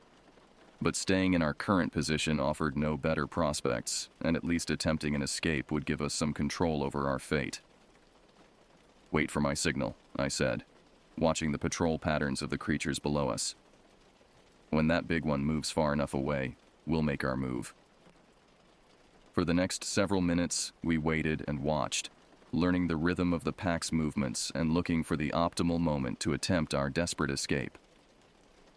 The creatures maintained their positions with the patience of experienced hunters, but their attention seemed to be focused primarily on preventing us from descending our current tree rather than monitoring the surrounding canopy. Finally, the moment came. The largest creature had moved to investigate something in the distance, and the others were momentarily focused on its activities rather than our position. It was the best opportunity we were likely to get. "Now," I whispered to Ben, and together we rose from our concealed positions and began moving as quickly and quietly as possible along the thick branch that extended toward our target tree. The branch held our combined weight without any alarming sounds or movements, and we covered the distance to the jumping point faster than I had dared hope. Below us, the creatures hadn't yet noticed our movement, their attention still focused on their leader's distant patrol. "Together," Ben said, and we launched ourselves across the gap between the trees with all the strength and coordination we could muster. For a terrifying moment, we hung suspended in midair, and I was certain that we had misjudged the distance and would fall short of our target. But then Ben's outstretched hand caught a branch of the destination tree, and his grip held long enough for both of us to scramble into the relative safety of the new canopy. The sound of our landing immediately attracted the attention of the pack below, and their vocalizations filled the forest with an alien chorus of frustration and renewed determination. But we had successfully broken their siege, and now we had access to a tree that offered multiple routes down to ground level. "Keep moving," I urged Ben as we began our rapid descent through the branches of our new refuge. "They'll be here in seconds." We half climbed, half fell through the eucalyptus canopy, driven by the sound of approaching predators and the knowledge that our window of opportunity was measured in seconds rather than minutes. When we reached a point about 2 meters above the ground, we simply dropped, landing hard but intact on the forest floor. "Run," Ben said, and we plunged into the darkness of the forest, abandoning stealth for speed as we crashed through undergrowth and leaped over obstacles that our headlamps revealed at the last possible moment. Behind us, the sounds of pursuit were immediate and terrifying.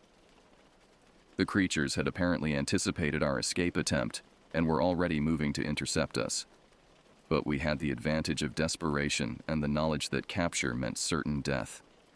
For the next hour, we ran through forest that became increasingly familiar as we descended toward the lower elevations. Our headlamps carved tunnels of light through the darkness, revealing the blessed sight of normal, healthy vegetation and the absence of the predatory spoor that had marked the hunting territory above. When we finally reached the parking area where Ben's truck waited, both of us were exhausted, bloodied by branches and thorns, and shaking with residual terror. But we were alive, and the familiar sight of human civilization had never looked more beautiful. "We need to report this," Ben said as we drove away from the mountain, his hands trembling slightly on the steering wheel. "People need to know what's up there." I nodded, though I was already wondering whether anyone would believe our story. The creatures we'd encountered didn't fit into any category of known wildlife, and our tale of intelligent predators coordinating attacks would sound like fantasy to park rangers and wildlife officials. But as we descended into the valley and the lights of town grew brighter ahead of us, I made a silent promise to myself. Whatever those things were, and wherever they had come from, I would never again venture into the mountains at night. Some discoveries were too dangerous to repeat, and some knowledge was too terrible to verify. The sun was rising as we reached the safety of Ben's apartment, and in the growing light of dawn, the nightmare we'd experienced already seemed impossible and distant. But the memory of those intelligent, predatory eyes would stay with me forever, a reminder that the world still held mysteries that were better left unexplored. God help anyone else who might encounter those creatures unprepared for what waited in the darkness of Mount Corrigong's upper slopes.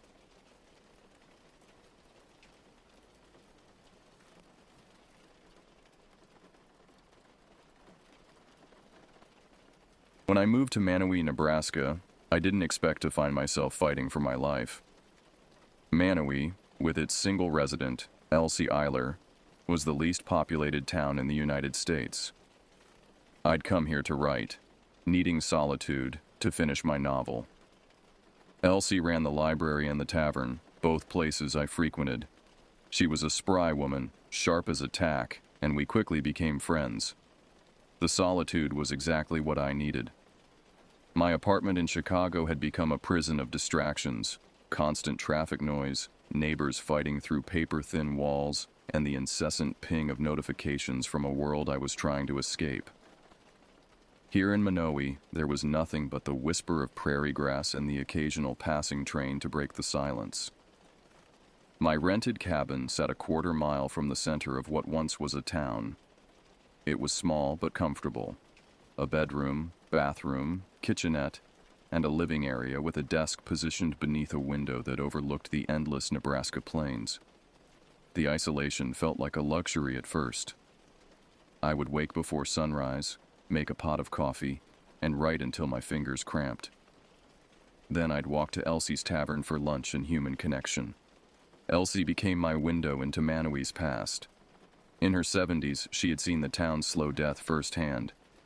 Used to be 150 people here when I was a girl, she told me one afternoon as she wiped down the bar counter. Had a school, church, post office, real community. What happened? I asked, genuinely curious about how a town could simply fade away. Same thing that happened to most small farming towns. Young folks left for opportunities elsewhere. Farms got bigger, needed fewer hands. Then the railroad cut back service.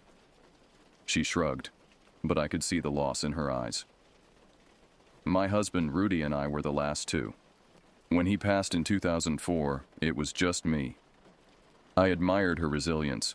Running a tavern and a library for travelers and the occasional writer like me seemed like a lonely existence, but Elsie never complained. She was the unofficial mayor, treasurer, and sole citizen of Manawee. My first 2 weeks passed uneventfully. I made significant progress on my novel, a supernatural thriller about urban isolation. Ironic, given my current rural seclusion.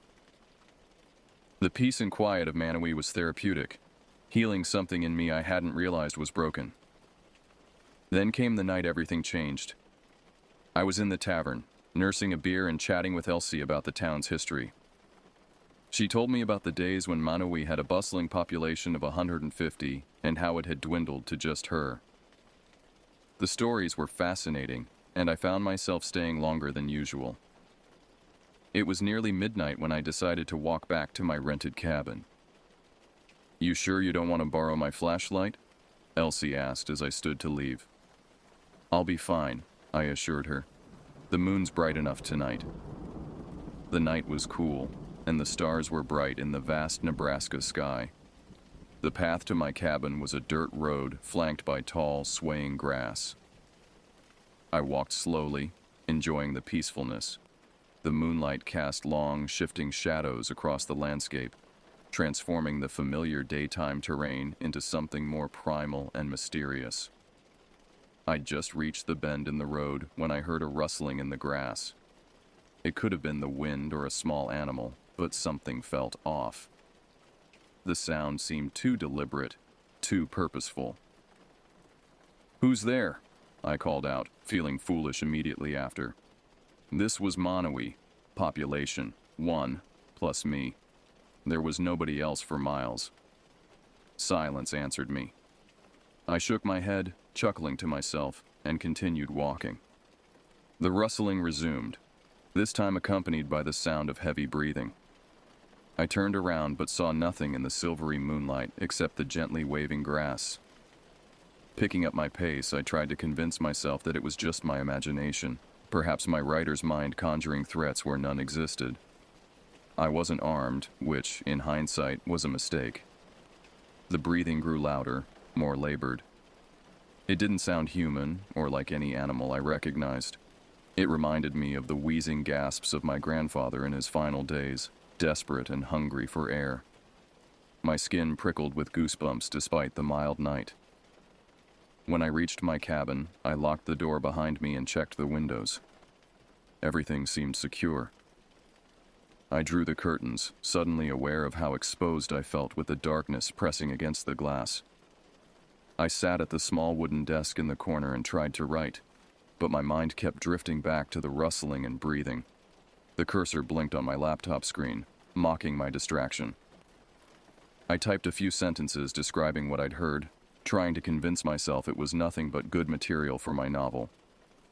Finally, I decided to call it a night. I shut down my laptop, brushed my teeth, and crawled into bed. Sleep came fitfully, filled with dreams of being pursued through endless fields of grass by something I couldn't see, but could hear breathing just behind me. I woke to the sound of scratching at the door. Groggy and disoriented, I grabbed the nearest object, a heavy brass lamp, and approached the door. The scratching continued. Not the random pawing of an animal, but rhythmic, almost deliberate. 3 scratches, pause. 3 scratches, pause. As if whatever was outside was counting. The scratching stopped just as I reached the door. I listened for a moment, heart hammering in my chest, then opened the door a crack. Nothing. No animal, no person, just the dark Nebraska night and the distant call of an owl. I stepped outside, the lamp raised above my head, scanning the area. The night was silent again, and I felt a chill that wasn't from the air. Something had been here. The evidence was clear in the deep gouges marring the wooden door. I ran my fingers over them, feeling their depth and sharpness. Whatever made these marks had claws or talons, not ordinary nails. Sleep was impossible after that. I spent the rest of the night in a chair facing the door, lamp within reach, jumping at every sound, the settling of the cabin's wooden frame, the hoot of an owl, the whisper of wind through the grass. By dawn, my eyes were gritty with exhaustion, but I had convinced myself that a coyote or wolf was the most likely culprit. The morning light revealed more than just claw marks on the door. Around the cabin's perimeter, the tall grass had been flattened in a circle, as if something had been pacing. There were no distinct footprints, just a matted trail winding around my temporary home. Whatever had visited in the night had spent considerable time out there, watching, waiting. The next morning, I mentioned the incident to Elsie as she served me coffee at the tavern. She frowned, her eyes narrowing, the wrinkles around them deepening. "Be careful, Julian," she said, her voice dropping to just above a whisper. "This land holds more than just memories." I laughed it off, but her words stuck with me. "What do you mean by that? Are there wolves around here or something?" Elsie shook her head slowly. "Ain't no wolves made those marks, not if they're as deep as you say. Not if they came with that breathing you heard." She looked around the empty tavern as if checking for eavesdroppers in a town of 2 people. "There are stories in these parts, old stories. My grandfather used to tell tales about something that lived in the grasslands before the settlers came. Something that didn't take kindly to being displaced." "Like a Native American legend?" I asked, intrigued despite my skepticism. "Older, according to him. The Pawnee had stories about it too. Called it the Pahuk, the hill that speaks. Said it was a gateway to the spirit world." She poured herself a cup of coffee and sat across from me. "Most folks wrote it off as superstition, but every generation or so, someone goes missing out here. No trace, no explanation." I felt a chill despite the warm coffee mug in my hands. You think that's what was outside my cabin? Elsie shrugged. I think you should start locking your door earlier and maybe borrow my shotgun. She stood up, signaling the end of the conversation. Just in case. That evening, I decided to take a different route back to the cabin, hoping to avoid whatever had disturbed me the night before. The new path led me through a dense thicket of trees that bordered the eastern edge of what used to be town property. It was darker and more ominous, but it felt safer somehow, as if the trees might hide me from watching eyes. The sun was setting as I entered the thicket, casting long fingers of dying light through the branches. Shadows played across the path, making it difficult to see more than a few feet ahead. The air felt heavier here, charged with some nameless tension. Birds fell silent as I passed, their absence creating a vacuum of sound filled only by my footsteps on the leaf-littered ground. Halfway through the thicket, I heard footsteps behind me. I stopped, listening. The footsteps stopped too, with an unnatural precision that sent ice through my veins. I turned around, but the dense underbrush obscured my view. The fading light transformed the thicket into a maze of shadow and suggestion, where every tree trunk could be concealing a watcher. "Hello?" I called, my voice sounding thin and frightened even to my own ears. "Elsie, is that you?" No answer came, but I could feel eyes on me, calculating and cold. The sensation made my skin crawl, like spiders tracing invisible patterns across my back. I hurried along the path, the footsteps resuming behind me, matching my pace with eerie precision. Each time I sped up, they did too. Each time I slowed, hoping to catch a glimpse of my pursuer, they slowed as well, always maintaining the same distance. When I reached a fallen log blocking the path, I had to slow down to climb over it. The footsteps behind me slowed too, but didn't stop. As I scrambled over the rotting wood, my hand sank into something wet and viscous. I jerked back in disgust, holding my palm up to the fading light. It was covered in a thick, black substance that smelled of copper and rot, like blood left too long in the open air. Panic surged through me.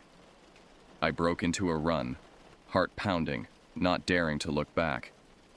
Branches whipped at my face and arms as I abandoned the path, crashing through the underbrush in a blind dash toward the clearing near my cabin. The footsteps behind me quickened to a run as well, no longer bothering to maintain their distance. Whatever was pursuing me was giving chase. When I reached the clearing near my cabin, the footsteps stopped. I burst through the door and locked it, panting. I sat on the floor back against the door, trying to calm myself.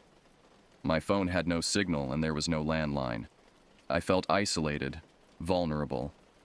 The only other person for miles was Elsie, and reaching her would mean venturing back outside. As my breathing slowed and my heartbeat returned to something resembling normal, I became aware of a sound from outside. Not footsteps, but breathing. The same labored, wheezing breath I'd heard the night before, now right outside my door. It moved slowly around the cabin, pausing at each window as if looking for a way in. I needed to know what or who was following me. The next day, I borrowed a rifle from Elsie. She didn't ask why, and I didn't offer an explanation. Her eyes told me she already knew. She showed me how to load it, aim, and fire, her weathered hands moving with the practiced efficiency of someone who'd grown up with firearms as tools of survival rather than weapons. "Aim for center mass," she advised. "Don't try to be fancy. And Julian..." She fixed me with a stern look. "If you pull this trigger, you better mean it. Nothing worse than wounding something that's already angry."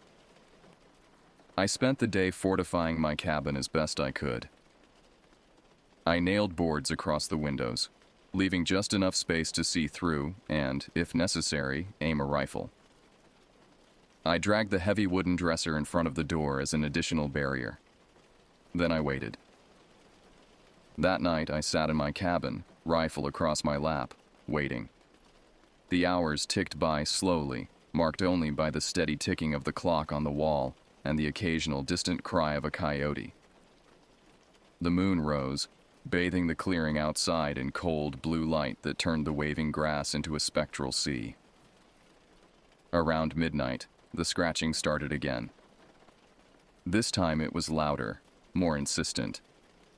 It moved from the door to the windows, circling the cabin with methodical patience. I followed the sound with the rifle barrel, muscles tense, finger hovering near the trigger. Then it stopped. The silence that followed was somehow worse than the scratching, pregnant with anticipation. I took a deep breath, moved the dresser away from the door with trembling hands, and opened it, rifle ready. Standing in the doorway was a creature unlike anything I'd ever seen. It was tall, hunched, with matted fur that might once have been brown but was now stained black in patches with what looked like dried blood. Its limbs were too long, too thin, jointed in places where no joints should be. But it was the eyes that froze me in place. Yellow orbs that glowed in the moonlight with an intelligence that was unmistakably malevolent. It didn't move, just stared at me with those terrible eyes. My heart raced, but I held the rifle steady, the barrel pointed at the center of its chest, just as Elsie had taught me. "Get out of here!" I shouted, my voice cracking with fear. The creature tilted its head, almost curiously. Then it took a step forward, its movement fluid yet wrong somehow, like watching film footage played backward. I fired without conscious thought, the sound of the shot shattering the night's silence. The creature let out a pained cry before disappearing into the darkness, not running, but simply gone, as if it had dissolved into the shadows themselves. I slammed the door shut, bolting it and dragging the dresser back into place. My hands wouldn't stop shaking, and the smell of gunpowder filled the small cabin. I didn't sleep the rest of the night, my mind racing with what I'd seen. The creature defied categorization. Not quite animal, not quite human. Its eyes had held recognition, understanding. It had known me. In the morning, I found blood on the ground outside. Not red, but black and thick, with an iridescent quality that caught the light like oil on water. It formed a trail leading into the tall grass, then stopped abruptly, as if whatever had been bleeding had simply vanished. I told Elsie about the encounter, describing the creature in halting terms, struggling to capture its wrongness in words. She just nodded, her lined face grave. "There's something in these parts," she said softly, pouring me a stronger drink than my usual morning coffee. "It's been here longer than me, longer than this town. My grandfather used to say it was here before people, before the grass, maybe before the land itself." "What is it?" I asked, desperate for any explanation that might make sense of what I'd seen. Elsie shook her head. "Don't rightly know. Nobody does. It doesn't have a proper name, at least not one that human tongues can say." She took a long sip of her coffee. "Some call it the Whistler on account of the sound it makes sometimes, like wind through a cracked window.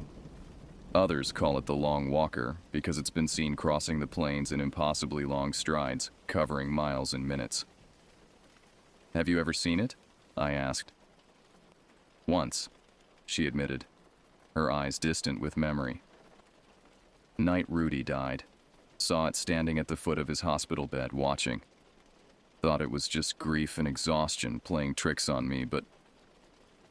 She trailed off, shaking her head. "Next morning, trail of that black blood leading from his room all the way out of the hospital. Nobody could explain it." I decided to stay another night, determined to get to the bottom of this.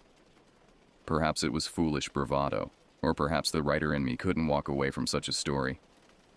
Either way, I found myself once again walking to the tavern with the rifle slung over my shoulder as the sun began to set. Elsie didn't say anything about the weapon, just poured me a drink. As the night wore on, and my glass emptied several times, the door to the tavern swung open, admitting a gust of cold wind and a man I'd never seen before. He was tall, with a rugged look about him, weathered skin stretched over sharp cheekbones, a salt and pepper beard that hadn't seen a trim in months, and eyes the pale blue of a winter sky. He wore canvas pants, a flannel shirt, and a leather jacket that had seen better days. A hunting knife hung from his belt, and the calluses on his hands spoke of a life of hard work. He scanned the nearly empty tavern, his gaze settling on me. With deliberate steps, he approached and sat next to me at the bar, ordering a beer from Elsie with a nod and a grunt. "You're the writer, huh?" he said, looking at me with those piercing blue eyes. I nodded, surprised. Word travels fast. Not much else to talk about around here. He took a long pull from his beer. Heard you had a run-in with the creature. The way he said it, the creature, sent a chill through me. Not a creature. The creature. As if there could be only one thing we might be discussing. You could say that, I replied, studying him more carefully now. He leaned closer, lowering his voice. I've been tracking it for years. Killed my brother back in '09. Been on its trail ever since. The revelation sent a chill through me.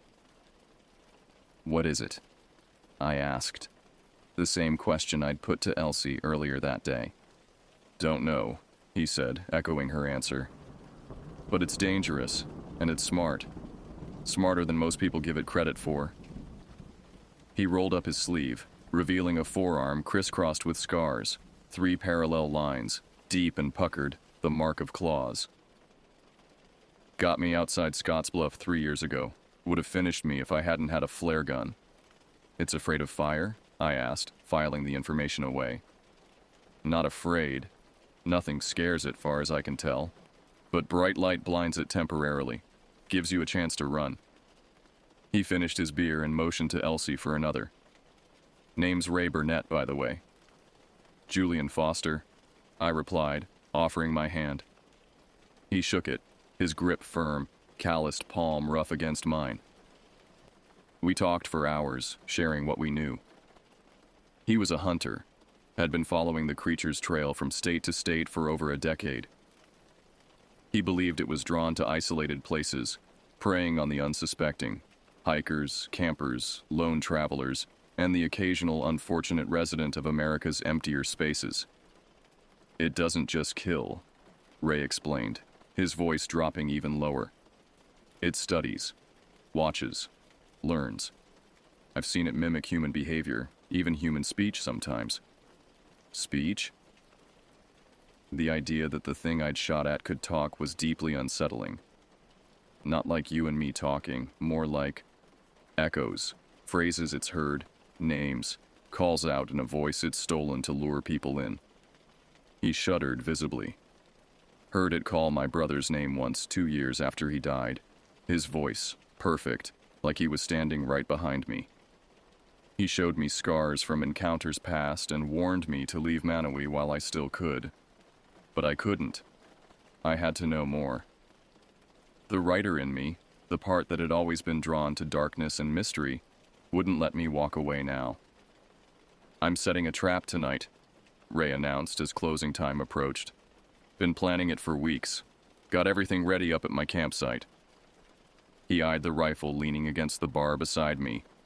Could use another gun. I should have said no. Should have packed my things and driven away from Manawee as fast as my car would take me. Instead, I heard myself say, I'm in.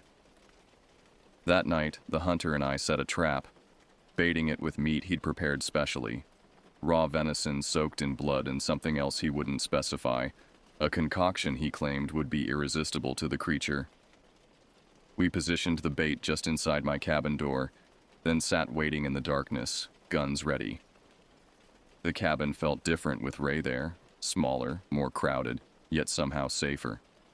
He moved with the quiet confidence of a man who'd faced death before and walked away.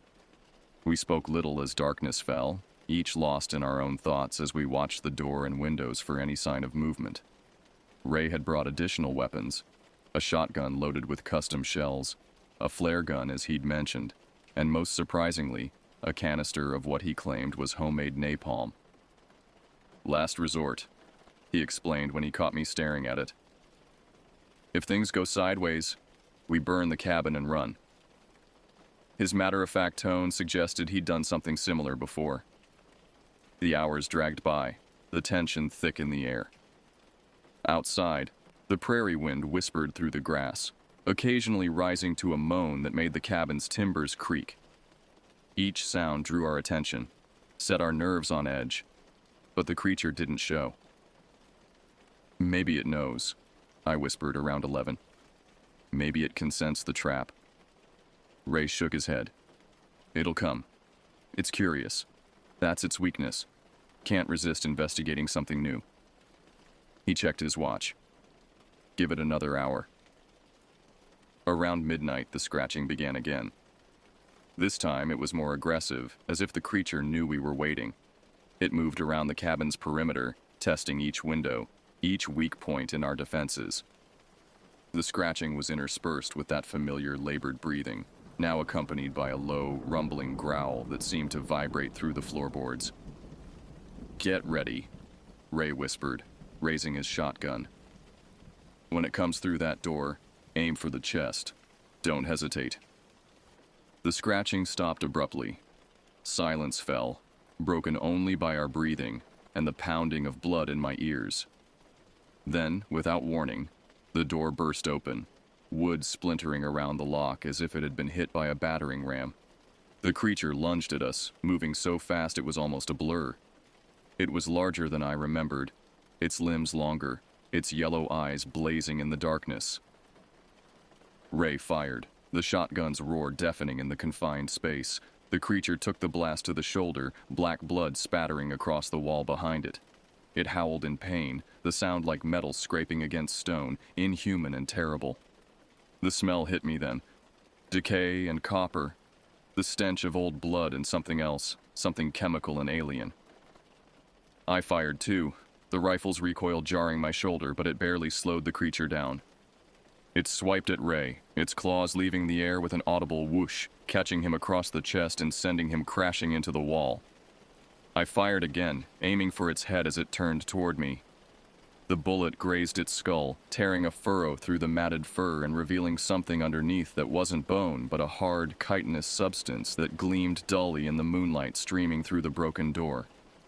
The creature staggered back, shaking its misshapen head. Blood, or what passed for it, dripped from its wounds, sizzling where it hit the wooden floor like acid. It fixed those terrible yellow eyes on me, and I braced myself for the attack, knowing the rifle wouldn't stop it, knowing I was about to die. But then it stopped, sniffing the air. Its head tilted in that unnatural way again, as if listening to something I couldn't hear. It turned and fled into the night, leaving us shaken and bleeding. Ray was in bad shape. The creature's claws had torn through his jacket and shirt, leaving 3 deep gashes across his chest. I helped him to the bed, using a first aid kit to clean and bandage the wounds as best I could. "Why did it run?" I asked as I worked. "It had us. It could have killed us both." Ray winced as I applied antiseptic to the wounds. "Don't know. Never seen it retreat like that before. Usually once it attacks, it doesn't stop until..." He didn't need to finish the sentence. We spent the rest of the night tending to our wounds and trying to understand what had happened. The hunter was convinced that we had injured it badly, but not fatally. He planned to follow its trail at first light, determined to end it once and for all. "You should leave," he told me as dawn approached. "Go back to Chicago or wherever you came from. This isn't your fight." "It became my fight when that thing tried to kill me," I argued. "Besides, you're in no condition to track anything." He chuckled, then winced at the pain it caused. "Been hurt worse. But you're right about one thing. Could use some help." I should have taken the out he'd offered. Should have packed my laptop and manuscripts and left Minoe in my rearview mirror. But something had changed in me during that night of terror. I'd faced the creature and survived. More importantly, I'd glimpsed something beyond the mundane world I'd always known. Something ancient and mysterious that defied explanation. The writer in me couldn't walk away from that story untold. "I'll help you," I said. "But first we need supplies and rest." We spent the day preparing. I drove into the nearest town with a proper store 30 miles away and stocked up on first aid supplies, food, water, ammunition, and camping gear. When I returned, Ray had mapped out a likely route for the creature based on previous patterns and the direction it had fled. It likes to den up in abandoned structures, he explained, pointing to circled locations on his worn map. Old farmhouses, barns, root cellars, places with access to the ground underneath. I think it digs tunnels, connects these places underground. Like a network? I asked, studying the map. The circled locations formed no obvious pattern to my eye. Exactly. It's not random. It's systematic. He traced a finger along invisible lines connecting the circles. It's building something out here. Has been for decades, maybe centuries. Building what? Ray shook his head. That's what I aim to find out, and then end it, once and for all. As night fell again, we set out on the creature's trail, following the distinctive black blood spatters that glowed faintly in the beam of our flashlights. The trail led us away from Manui, across the open prairie, and toward an abandoned farmstead Ray had marked on his map. The old farmhouse loomed against the night sky, a dark silhouette with broken windows like empty eye sockets. The blood trail led straight to the front door, which hung askew on rusted hinges. "Ready?" Ray whispered, checking his shotgun. I nodded, gripping my rifle tightly. We approached slowly, flashlights sweeping the overgrown yard for any sign of movement. The front porch creaked under our weight, boards rotted through in places. Ray pushed the door open with the barrel of his shotgun, revealing darkness beyond. The smell hit us immediately. That same decay and copper stench, now mixed with the musty odor of abandonment. Our flashlight beams cut through the darkness, revealing peeling wallpaper, broken furniture, and a floor stained black with the creature's blood. The trail led across the living room and down a hallway toward what was once the kitchen. We followed cautiously, every sense alert for danger. The kitchen was empty except for a rusted sink and counters covered in decades of dust. The blood trail ended at a door in the floor, a root cellar entrance, its iron ring handle gleaming dully in our flashlight beams. "This is it," Ray whispered. "It's down there." I swallowed hard, my throat suddenly dry. Are we really going down there after it?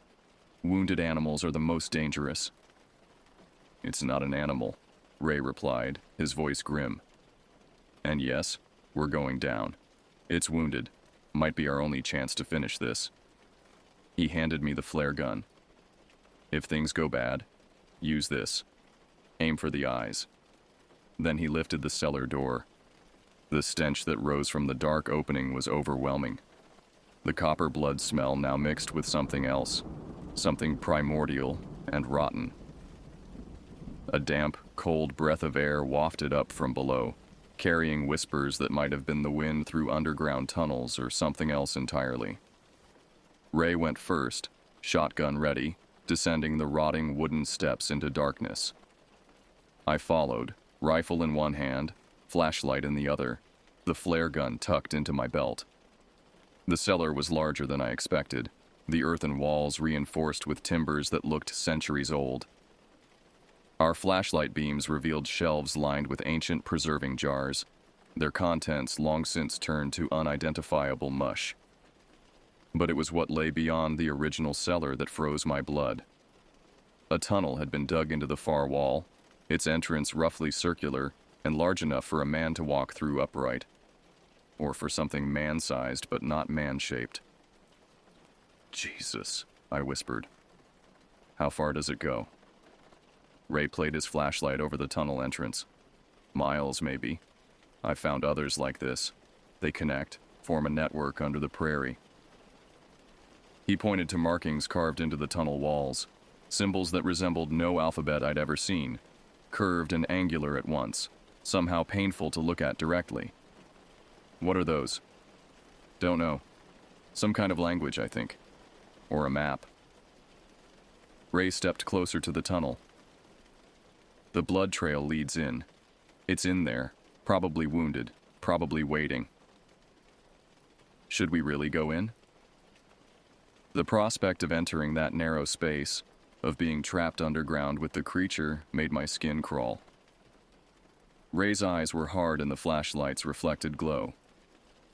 I've been hunting this thing for 15 years. I'm not stopping now. He checked his shotgun one last time. But you can stay here if you want. Keep watch. Pride wouldn't let me take the coward's way out. If this man, wounded and driven by vengeance, could face the darkness, so could I. I'm coming, I said, steeling myself. The tunnel was a nightmare. Barely wide enough for our shoulders, its ceiling low enough to force us to hunch over, it wound into the earth in a gradual downward spiral. The walls were packed earth mixed with something else, a clay-like substance that gleamed wetly in our flashlights and seemed to pulse subtly, as if breathing. The air grew thicker the deeper we went, heavy with moisture and that alien stench. We followed the blood trail in silence, each lost in private fears. The tunnel branched occasionally, but the creature's path was clear, always downward, always deeper. After what felt like hours, the passage widened abruptly, opening into a chamber that stole what little breath I had left. It was vast, far larger than should have been possible so far underground. Our flashlights couldn't reach the ceiling or the far walls.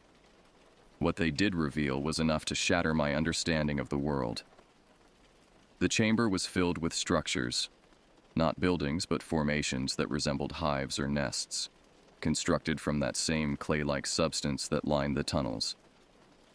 They rose from the floor in twisted spires, connected by arching bridges of the material.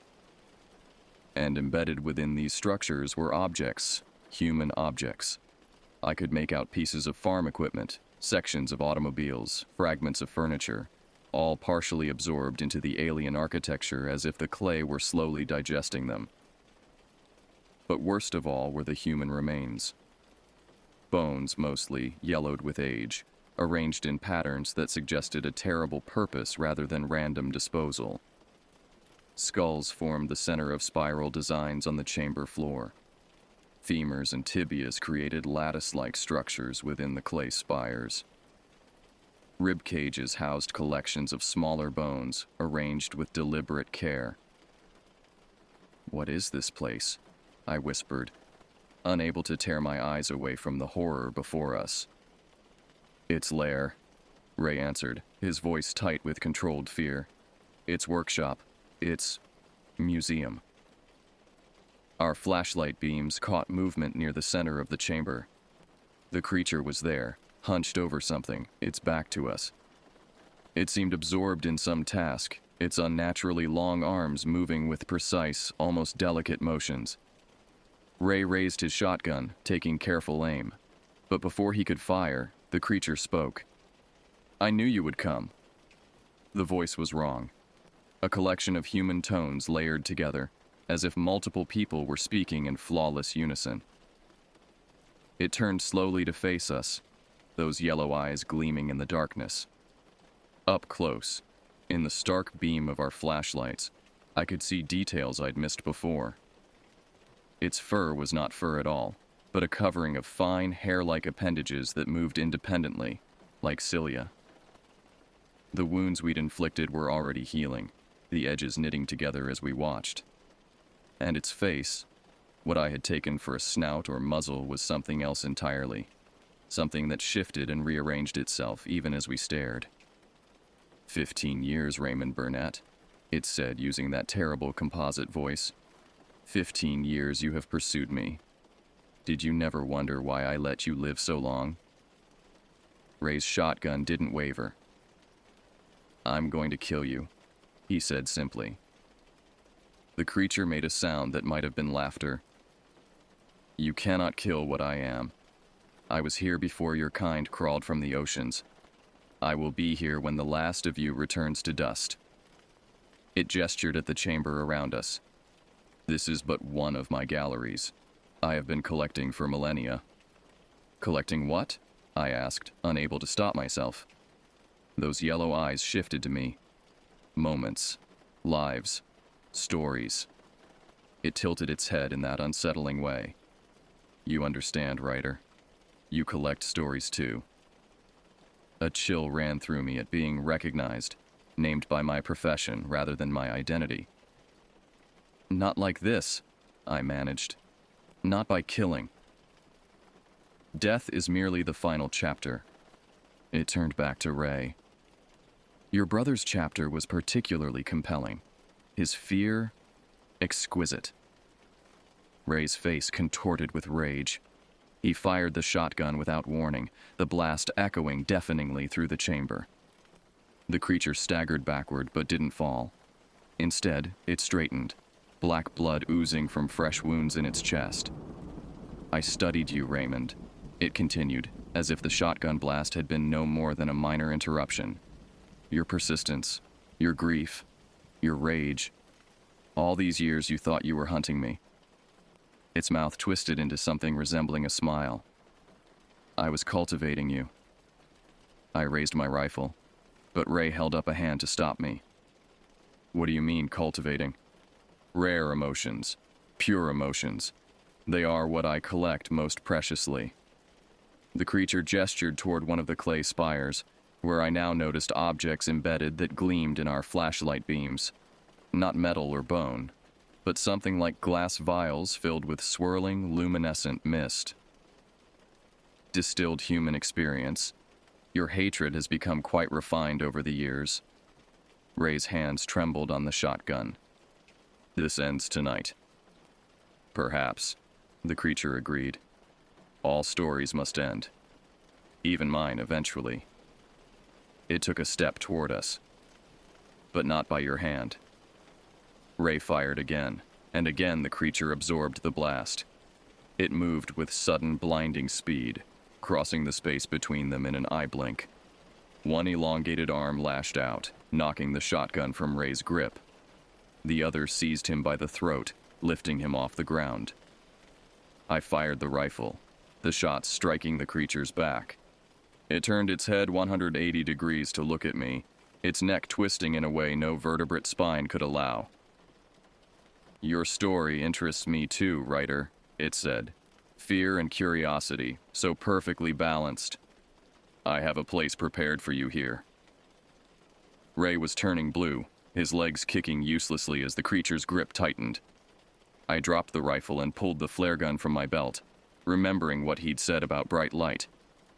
Without hesitation, I fired directly at those terrible yellow eyes. The flare struck true, igniting against the creature's face. It screamed, a sound like metal tearing, like 1,000 voices crying out in agony. It dropped Ray, who collapsed to the ground, gasping for air. The creature clawed at its burning face, its movements frantic, uncoordinated. The napalm, Ray croaked, pointing to the canister he'd dropped. Use it!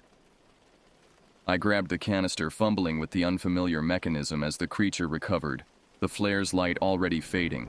Its face was charred, one eye a ruined socket, but the other still fixed on me with malevolent intelligence.